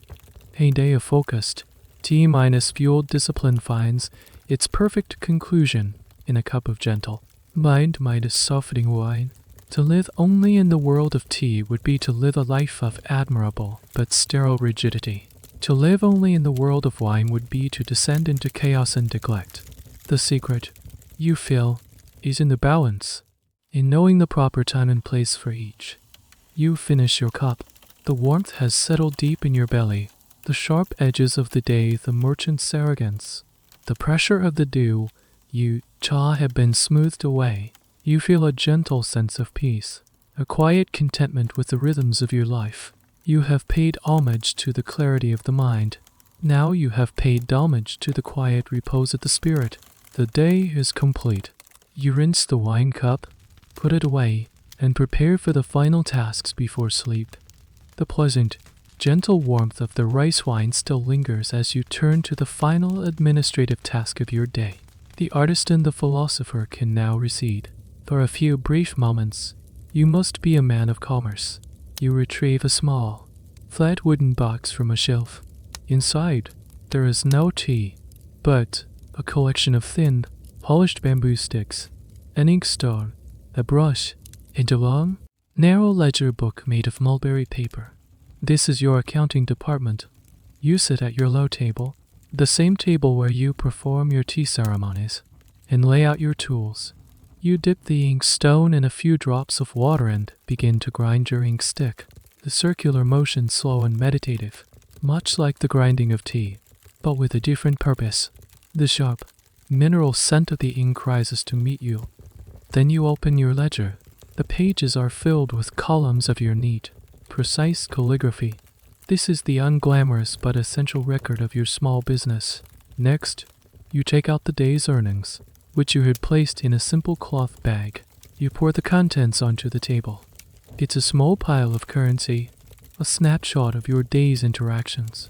There is the single, heavy piece of silver from the wealthy merchant, gleaming under the lamplight. Then there are the strings of copper coins from the young scholar and the few other patrons who may have stopped by for a simple bowl. This is a mainstream historical reality of your time, the dual currency system. Large transactions, like the merchant's payment, are often conducted with silver ingots or pieces, valued by weight. Everyday commerce, however, runs on copper coins, which have a small square hole in the middle so they can be strung together, typically in strings of 100 or 1000, for easier counting and carrying. You begin your accounting. Your tools are not a calculator or a spreadsheet, but a set of simple bamboo counting rods. This is an ancient and effective system, a form of decimal place minus value calculation that has been used in China for over 1,000 years. You lay out the rods on the table, arranging them into columns representing units, tens, and hundreds. It's a tactile, physical way of engaging with numbers. First, you record the income. You note the single piece of silver from the merchant, making a note of its approximate weight and value in copper coins. Then, you count the strings of coins, your fingers expertly sliding them along their hemp string. You arrange the counting rods to represent the total. You dip your brush in the freshly ground ink and record the day's total income in your ledger. It's a modest sum, but enough. Next, you must account for your expenses. This is where the reality of being a small, independent artisan comes into sharp focus. You think back through your day. Did you purchase anything? No, not today. But you must account for the depletion of your stock. You make an estimate of the charcoal you burned in the brazier. You make a note of the amount of the expensive Fujian tea cake you ground into powder. These are your raw materials, your cost of goods sold. This is where a small, quirky detail of your business acumen comes in. You don't just track the cost of the tea you used. You also have a small section in your ledger for depreciation of tools. You know that your precious bamboo whisk, the chábóshì, has a finite lifespan. Each whisking, each contact with the ceramic bowl, wears down the delicate tines. You estimate that a good whisk might last you half a year with daily use. So, in your own rudimentary way, you are accounting for the slow, inevitable decay of your capital assets. It's a surprisingly sophisticated concept for a small-minus business owner in your era. You look at the numbers. The income, minus the cost of tea and charcoal, leaves a small but positive number. This is your profit. It's not enough to buy silk robes or jade rings. It is enough to buy another tea cake when your current one runs low, to buy more charcoal, to buy rice and vegetables for your meals, and to put a tiny amount aside. It is the humble mathematics of survival and sustainability. Historians of the future will debate the economic life of the Song Dynasty. They will write about the great state monopolies on salt and iron, the invention of paper money, and the massive fortunes of the powerful merchant guilds.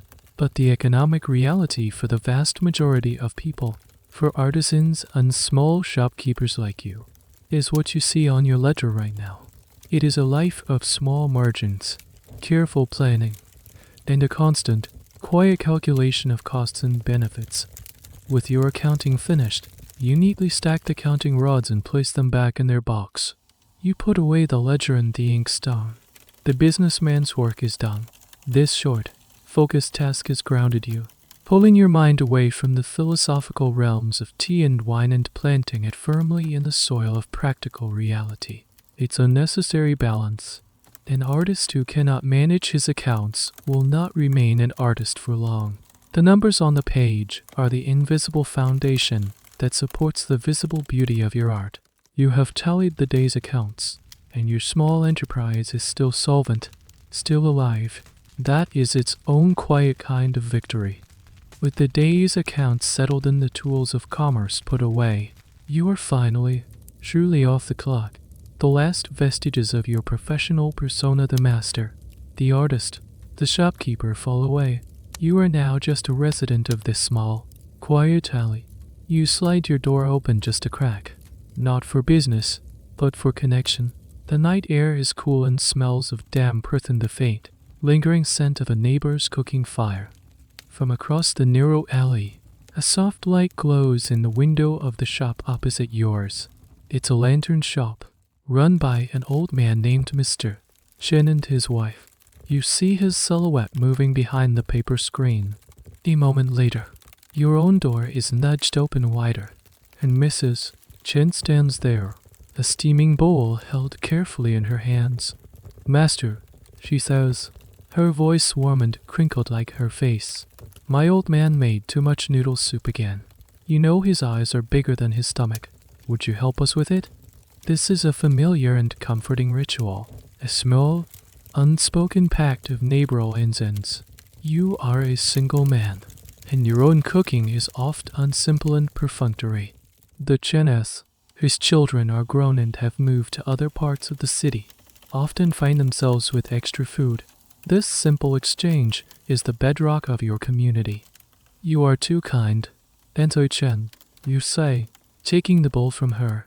The warmth seeps into your hands. It smells of chicken broth and toasted sesame oil. I was just thinking my own rice porridge was looking a little lonely tonight. She beams, a genuine, unaffected smile. How was business today? Any of those high-nosed officials with their funny requests? You chuckle, one or two, but a good scholar as well. They quietly are told. This is the nature of your conversation. It is simple, direct, and rooted in the shared reality of your lives. You talk about the weather, the rising price of rice at the market, the recent marriage of the tailor's daughter down the lane. This is the flip side of the grand, historical narrative. Historians will write about the Song Dynasty's political intrigues, its wars with the Chen tribes to the north, its magnificent artistic achievements. That for most people, history is not lived on that grand scale. It is lived in these small, everyday interactions. The real, lived texture of the past is found in a shared bowl of noodle soup and a quiet chat with a neighbor. Mr. Chen appears in his doorway, wiping his hands on his apron. Is he telling you his fancy tea stories again? He calls out, his voice a friendly grumble. Don't listen to him. All that whisking and fussing for a sip of bitter leaf water. A good pot of wine is worth 1,000 of his bowls of foam. This is their long-minus running joke. The playful rivalry between his practical, earthy craftsmanship and your refined, esoteric art. You have no doubt that, to Mr. Chen, your careful pursuit of the perfect tea froth is a baffling and slightly ridiculous way to spend one's days. And here is a small, curious detail about the social fabric of your time. While your skills as a tea master might afford you a certain level of respect, and even bring you into contact with the elite, in the context of your own alley, you are not a lofty artist. You are simply a neighbor. Your status is flattened. Mrs. Chen does not care about the stability of your tanghua. Mr. Chen is not impressed by your knowledge of rare tea cakes.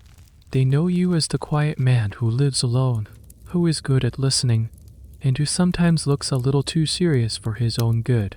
This relationship is a vital anchor, keeping you from floating away into the abstract realms of pure aesthetics.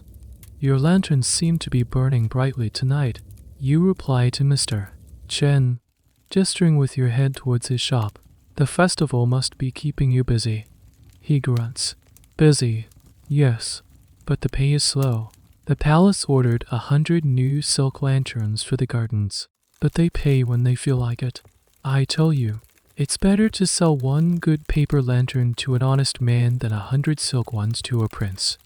It's a familiar complaint, the perennial grumble of the small craftsman dealing with powerful but unreliable patrons. It's a sentiment you understand completely. The small piece of silver from the wealthy merchant felt far less satisfying than the string of copper coins from the earnest scholar. This network of mutual support and casual intimacy is the invisible architecture that holds the grand city together. Historians may debate the economic policies and social structures of the Song Dynasty, but they can never fully quantify the value of a neighbor's kindness or the simple comfort of a shared bowl of soup on a quiet evening. You finish your chat, bid the Chenes a good night, and retreat back into your shop, the warm bowl of noodles in your hand. The solitude you so carefully cultivate is made all the sweeter by the knowledge that you are not, in fact, truly alone. You sit at your table, slowly eating the delicious noodle soup Mrs. Chen brought you. The simple, savory flavors are a welcome contrast to the complex, slightly bitter notes of the tea you've been tasting all day. As you eat, your gaze falls upon a small stack of scrolls tucked away on a shelf. One, in particular, its silk tie slightly frayed from use, calls to you. It is your hand-copied manuscript of the Chajing, the classic of tea, by the Tang Dynasty sage Lu Yu. After finishing the soup, you rinse the bowl and set it aside to return to your neighbors tomorrow. Then, you unroll the ancient text. It is the foundational document of your entire world. The Bible of Tea, written for centuries ago. It was the first book in history to treat tea not as a mere medicinal herb or a simple thirst-quencher, but as a subject worthy of serious, focused study and artistic appreciation. Lu Yu codified everything from the proper cultivation of the tea plant to the ideal water sources to the precise tools needed for its preparation. Every tea lover, from the emperor down to a humble shopkeeper like you, knows of this book and reveres its author. This is a mainstream historical fact, the absolute bedrock of tea culture. You read a familiar passage, one describing the 20 minus for essential tools for preparing tea. You look around your own shop, at your kettle, your whisk, your bowl, your brazier. Most of the tools you use are direct descendants of the ones Lu Yu described. Your practice is built upon the foundation he laid. But as you read, you are also struck by something else, a subtle but profound gap between the text and your own lived experience. This is where a more niche, critical understanding comes in. Lu Yu was writing in the Song Dynasty. You are living in the Song. And in the 400 years between you and him, things have changed dramatically. The most significant change is the method of preparation itself. Lu Yu described a method of boiling powdered tea with salt and other ingredients to create a kind of savory broth. Your entire art, the art of Dian Cha, of whisking the powder with hot water to create a thick, beautiful foam, did not exist in his time. It is a Song Dynasty innovation. So, while you revere Lu Yu as the patron saint of tea, you do not, and cannot, actually make tea the way he instructed. This leads to a fascinating and slightly ironic situation. You and your contemporaries treat the Cha Jing as gospel, yet you are all, in a way, heretics. You selectively follow his advice. You embrace his philosophical elevation of tea and his emphasis on high, quality water and tools. You admire his deep reverence for the leaf, but you quietly ignore his actual recipe. This creates a kind of pious misreading of the classic text, a phenomenon historians will find endlessly fascinating. Future scholars will debate this very point. Did the Song Dynasty tea masters genuinely believe they were following Lu Yu's tradition? Or were they consciously aware that they were creating a new one, while merely paying lip service to the old sage? The truth, as you experience it, is somewhere in between. You feel a deep, genuine connection to Lu Yu's spirit, to his love for tea. You see your own practice as an evolution of his work, a refinement, the next logical step. You are not betraying him. You are honoring him by continuing to elevate the art in a new way. You roll the scroll to another section, where Lu Yu ranks different tea minus producing regions. The regions he praises as the best are no longer considered the pinnacle of quality in your time. The geography of tea has shifted. New plantations in Fujian, which were barely on the map in his era, now produce the most sought minus after tribute teas for the court. This is another small way in which the hallowed text is out of sync with your present reality. You even find yourself quietly disagreeing with some of his pronouncements. He was famously critical of adding things like ginger or onion to tea, yet he insisted on adding salt. You, having just enjoyed a quiet bowl of ginger tea, find his preference to be just that, a preference, not an unassailable law. This disconnect between a revered historical text and contemporary practice is not unique to tea. It happens in philosophy, in art, in governance. A foundational figure is so revered that society cannot admit it has moved on. Instead, it reinterprets, selectively edits, and quietly adapts the old wisdom to fit the new reality, all while proclaiming its unwavering loyalty to the original source. You roll the scroll back up and tie it with its silk cord. Your respect for Lu Yu is undiminished. He is the ancestor. He is the one who first lit the lamp that illuminates your path. But you understand that the path has wound its way to a different place now.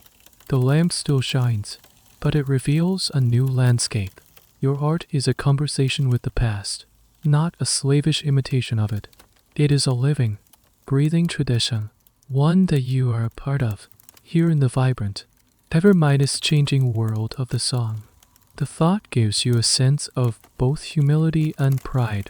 You are a link in a long chain, a chain that stretches back to a time of poets and sages, and, you hope, will stretch forward into a future you can only imagine. The night has grown deep and quiet. The distant hum of the night markets has faded, and even the most stubborn revelers have likely found their way home. The only sound is the occasional, lonely cry of the night watchman, beating his clapper as he walks his route, his voice calling out the hour and reminding everyone to be wary of fire. It's a sound that stitches the dark, silent hours together. It is time to make the final preparations for the coming day. This is a ritual born of pragmatism, but like everything else in your life, it has taken on a meditative quality. It is an act of faith in the sunrise, a quiet conversation with your future self. You know that your morning self will be grateful for the work your night self does now. You begin by tending to the brazier.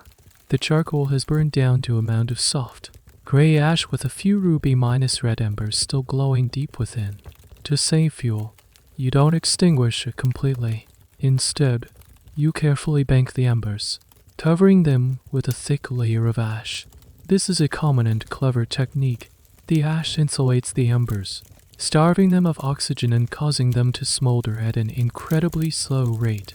In the morning, you won't need to start a new fire from scratch. You will simply need to clear away the ash and blow on the embers, and they will spring back to life. It's an act of preserving the heart of the fire overnight. Next, you turn your attention to the water. The large ceramic urn is still about half full with the precious well water you fetched before dawn. You place a heavy wooden lid securely over the top, protecting it from any dust that might settle overnight. The water will rest in a cool, dark ceramic, its stillness deepening, its essence clarifying. Then comes the most important decision of the evening, choosing tomorrow's tea. You walk over to your main storage cabinet, where you keep your modest collection of high-quality tea cakes. You don't have a vast inventory, perhaps only 5 or 6 different varieties at any given time. Each is wrapped in its own paper, labeled with your own neat script indicating its origin and date of purchase. Your choice for the day is often dictated by your mood, the weather, or even just a whim. Tonight, you feel a desire for something classic, something steady and reliable after a day of such varied experiences. You bypass the exotic, wild-smelling cake from Yunnan. You also pass over a particularly prized and expensive cake that you reserve for special occasions or patrons with exceptionally refined palates. Your fingers finally settle on a familiar cake, one from a well-regarded plantation in a region known for producing teas with a perfect balance of savory umari and a clean, refreshing finish. It's not the flashiest tea in your collection, but it is impeccably made and consistently excellent. It is the old, reliable friend of your tea shelf. This is a small, quiet piece of your craft, the ability to match a tea not just to a person, but to a day. Tomorrow, you feel, will be a day for calm, focused work. This tea will be its perfect companion. You take the chosen cake from the shelf. You don't unwrap it completely. You simply hold the paper-wrapped disc in your hands for a moment. Connecting with it, you place it on your clean, empty work table. It sits there alone, a single object in the center of the space. It is a promise. It is the first word of tomorrow's story. This entire process is a quiet act of setting the stage. Historians can study the grand economic and political preparations for the future, the building of canals, the storing of grain, the training of armies. But history is also made up of these tiny, personal preparations, the small, domestic rituals that allow a society to function, day after day. A mother laying out her children's clothes for the morning, a farmer sharpening his tools at the end of a long day, and a tea master choosing a tea cake and banking a fire, preparing his small world to greet the dawn. These acts are a form of practical optimism. They are a vote of confidence that the sun will rise, that the world will continue, that there will be a tomorrow in which a fresh bowl of tea will be needed. You look around your small, ordered shop. The fire is sleeping, the water is resting, the tea is waiting. Everything is in its place. You have done all you can to prepare the way for a good day. Now, all that is left is to rest, to restore yourself, so that you can be worthy of the fine materials you have so carefully prepared. Your work is finally, truly done. The last task is complete. The last tool is in its place. The shop is a silent vessel, waiting for the tide of a new day. Now you must attend to the final preparation, the one for yourself. You walk through a simple curtained doorway at the back of the shop into your small, private living quarters. The space is even simpler than the shop itself. There is a wooden bed platform, a small chest for your clothes, and a single stool. There are no decorations on the walls. It is a space for one purpose only: rest. You change out of the robes you wore all day, folding them neatly and placing them in the chest. You put on a simple, loose fitting sleeping garment. The cloth feels soft against your skin after a day in your more formal work attire. You unroll your bedding, a thin but comfortable mattress stuffed with cattle fluff and a woven blanket. Before you lie down, you perform one last ritual. You walk to the room's only window, which looks out not onto the alley, but onto your small, enclosed courtyard. You slide the paper screen open and look out into the night. The moon is high and bright tonight, a perfect silver disk in an inky sky. It casts a pale, ethereal light over the courtyard, making the dark leaves of the single, small plum tree shimmer as if coated in frost. And then you hear it. It starts as a low, deep resonance that you feel in your chest as much as you hear with your ears. It is the sound of the mugu, the evening drum, being beaten from the top of the city's great drum tower. This is the official signal that the city is going to sleep. This is a mainstream historical fact, the pulse that regulates the city's curfew.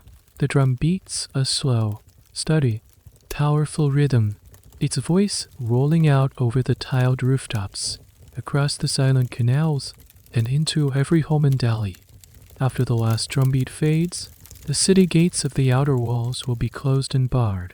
The gates between the various wards, which had opened at dawn, will also be shut. The city, which was a single, sprawling organism during the day, will be compartmentalized into hundreds of small, sealed off cells for the night. This is a measure for security, to control movement and prevent crime in the dark hours, while the entertainment districts near the center might still bustle for a while longer. The residential neighborhoods like yours are now officially closed for the night. The drum is the city's official lullaby, its final goodnight. You listen until the last echo of the drum has faded into the vast silence of the night. The sound connects you to every other soul in the city who is also listening. The emperor in his palace, the merchants in their mansions, the soldiers in their barracks, the beggars huddled in the temple doorways, they all hear this same sound. It is a shared experience that transcends class and station. For a moment, the entire metropolis of 1,000,000 souls is united in this single, resonant punctuation mark to the day. Here is a small, curious detail about this nightly ritual. While the drum tower is the most famous, many larger Buddhist temples also have their own drum and belt hours. The temple drum is oft unbeaten in a complex, prescribed pattern, sometimes consisting of 108 strikes, a number with deep symbolic meaning in Buddhism, representing the 100-day earthly temptations or defilements that one seeks to overcome. Some say each beat of the temple drum helps to alleviate suffering in the underworld. So as you listen, you are hearing not just a civic signal, but a spiritual one as well, a nightly prayer for peace and release, broadcast over the entire sleeping city. Historians will debate the effectiveness of the curfew system. Did it truly prevent crime? Or was it more of a symbolic show of imperial control? How strictly was it enforced? Could a well-misplaced bribe get you through a gate after hours? These are questions that can be endlessly discussed. But for you, the meaning of the drum is much simpler. It is a signal of permission. Permission to stop. Permission to let go of the day. Permission to rest. You watch the moonlight on the plum tree leaves for another moment. The world outside your courtyard walls has been officially put to bed. You are safe inside your small compound, a tiny, self-contained world of peace and quiet. The day's journey, which began with the first hint of gray light in the eastern sky, has now come full circle, ending here in the silvery light of the moon. You slide the window closed, plunging your room into a soft, comforting darkness. You lie down on your bed, pulling the blanket up to your chin. The mattress feels firm and good against your back. You can still feel the faint, rhythmic memory of the drumbeat in your bones. It is the final sound of the world you know. The next sound you hear will be the first bird of the morning.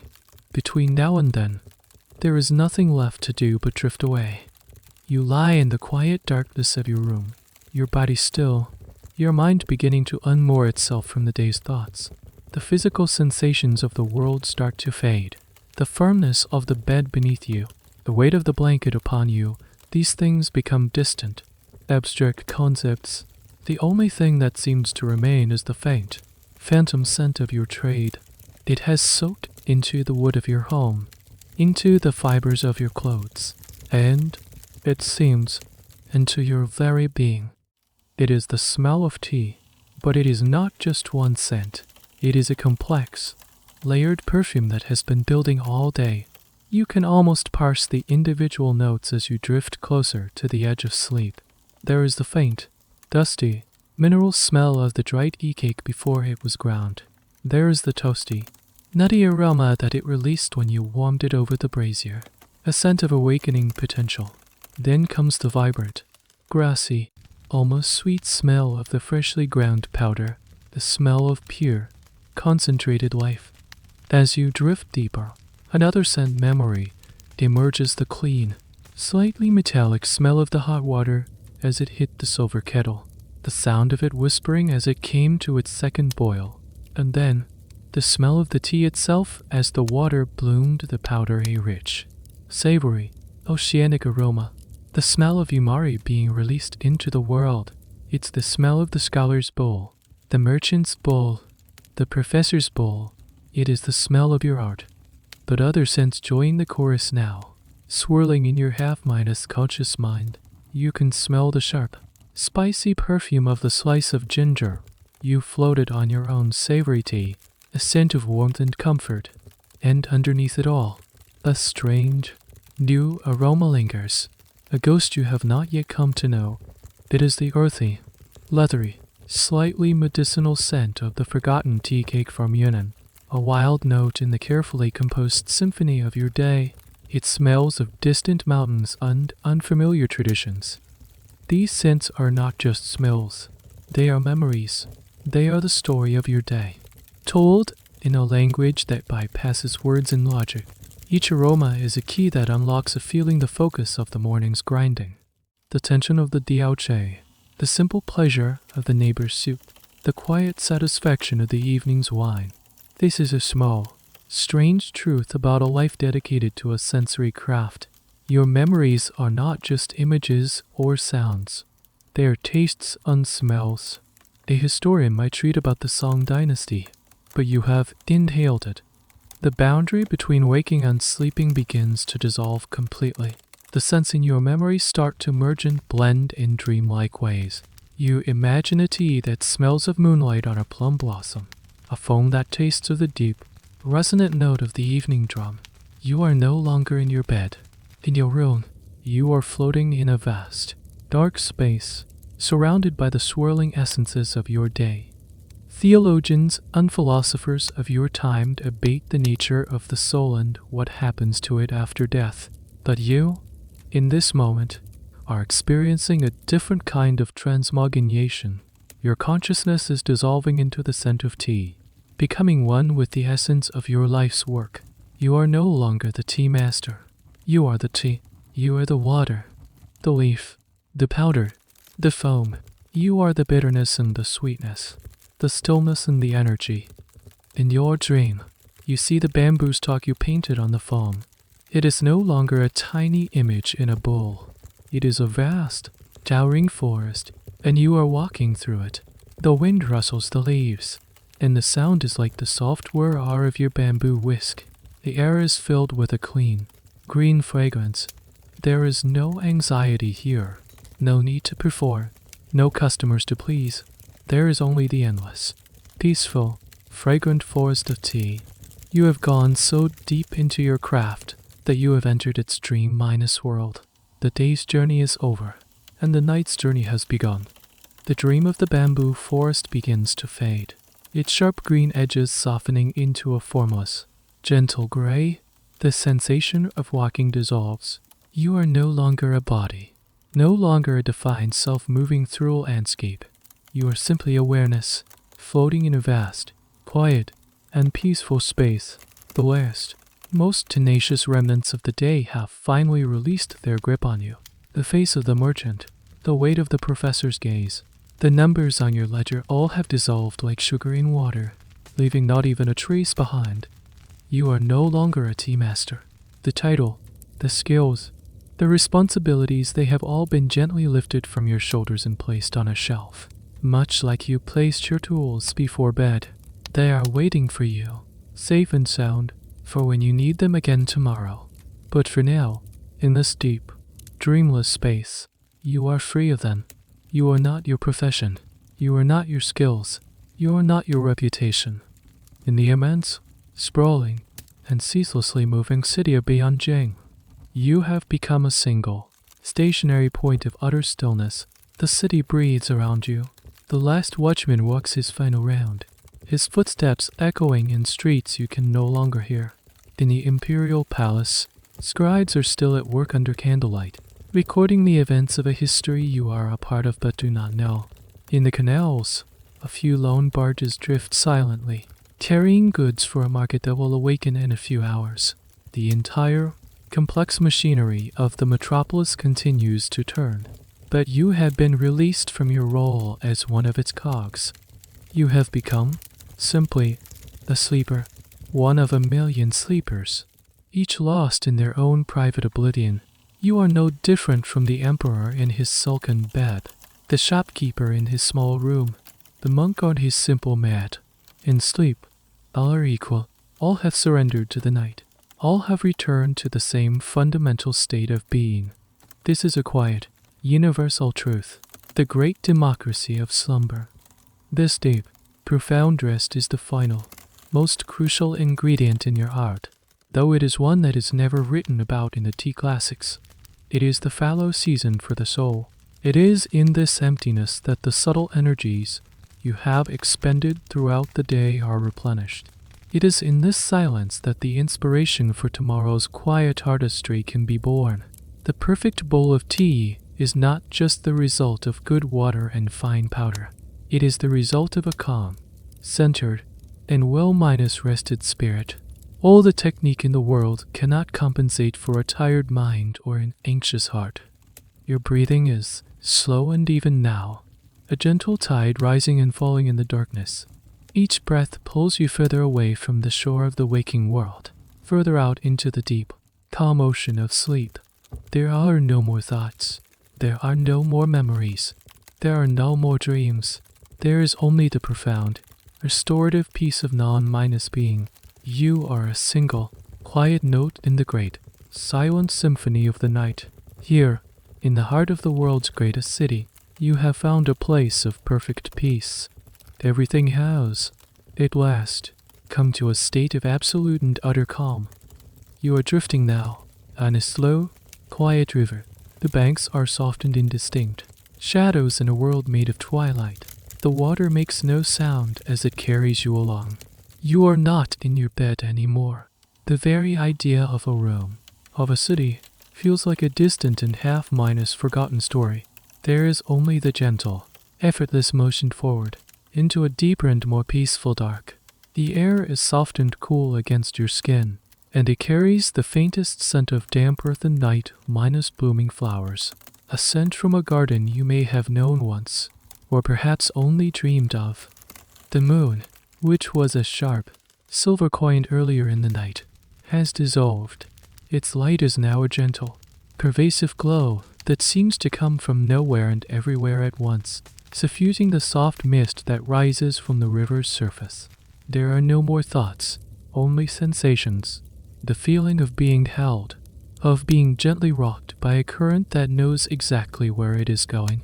The last embers of the day's awareness have cooled completely, leaving only a serene and profound emptiness. You are on the very edge of true sleep now. That beautiful, bottomless well of perfect peace. There is nothing left to do, nothing to hold on to. You can let go of everything. Let go of your name, your face, your hands.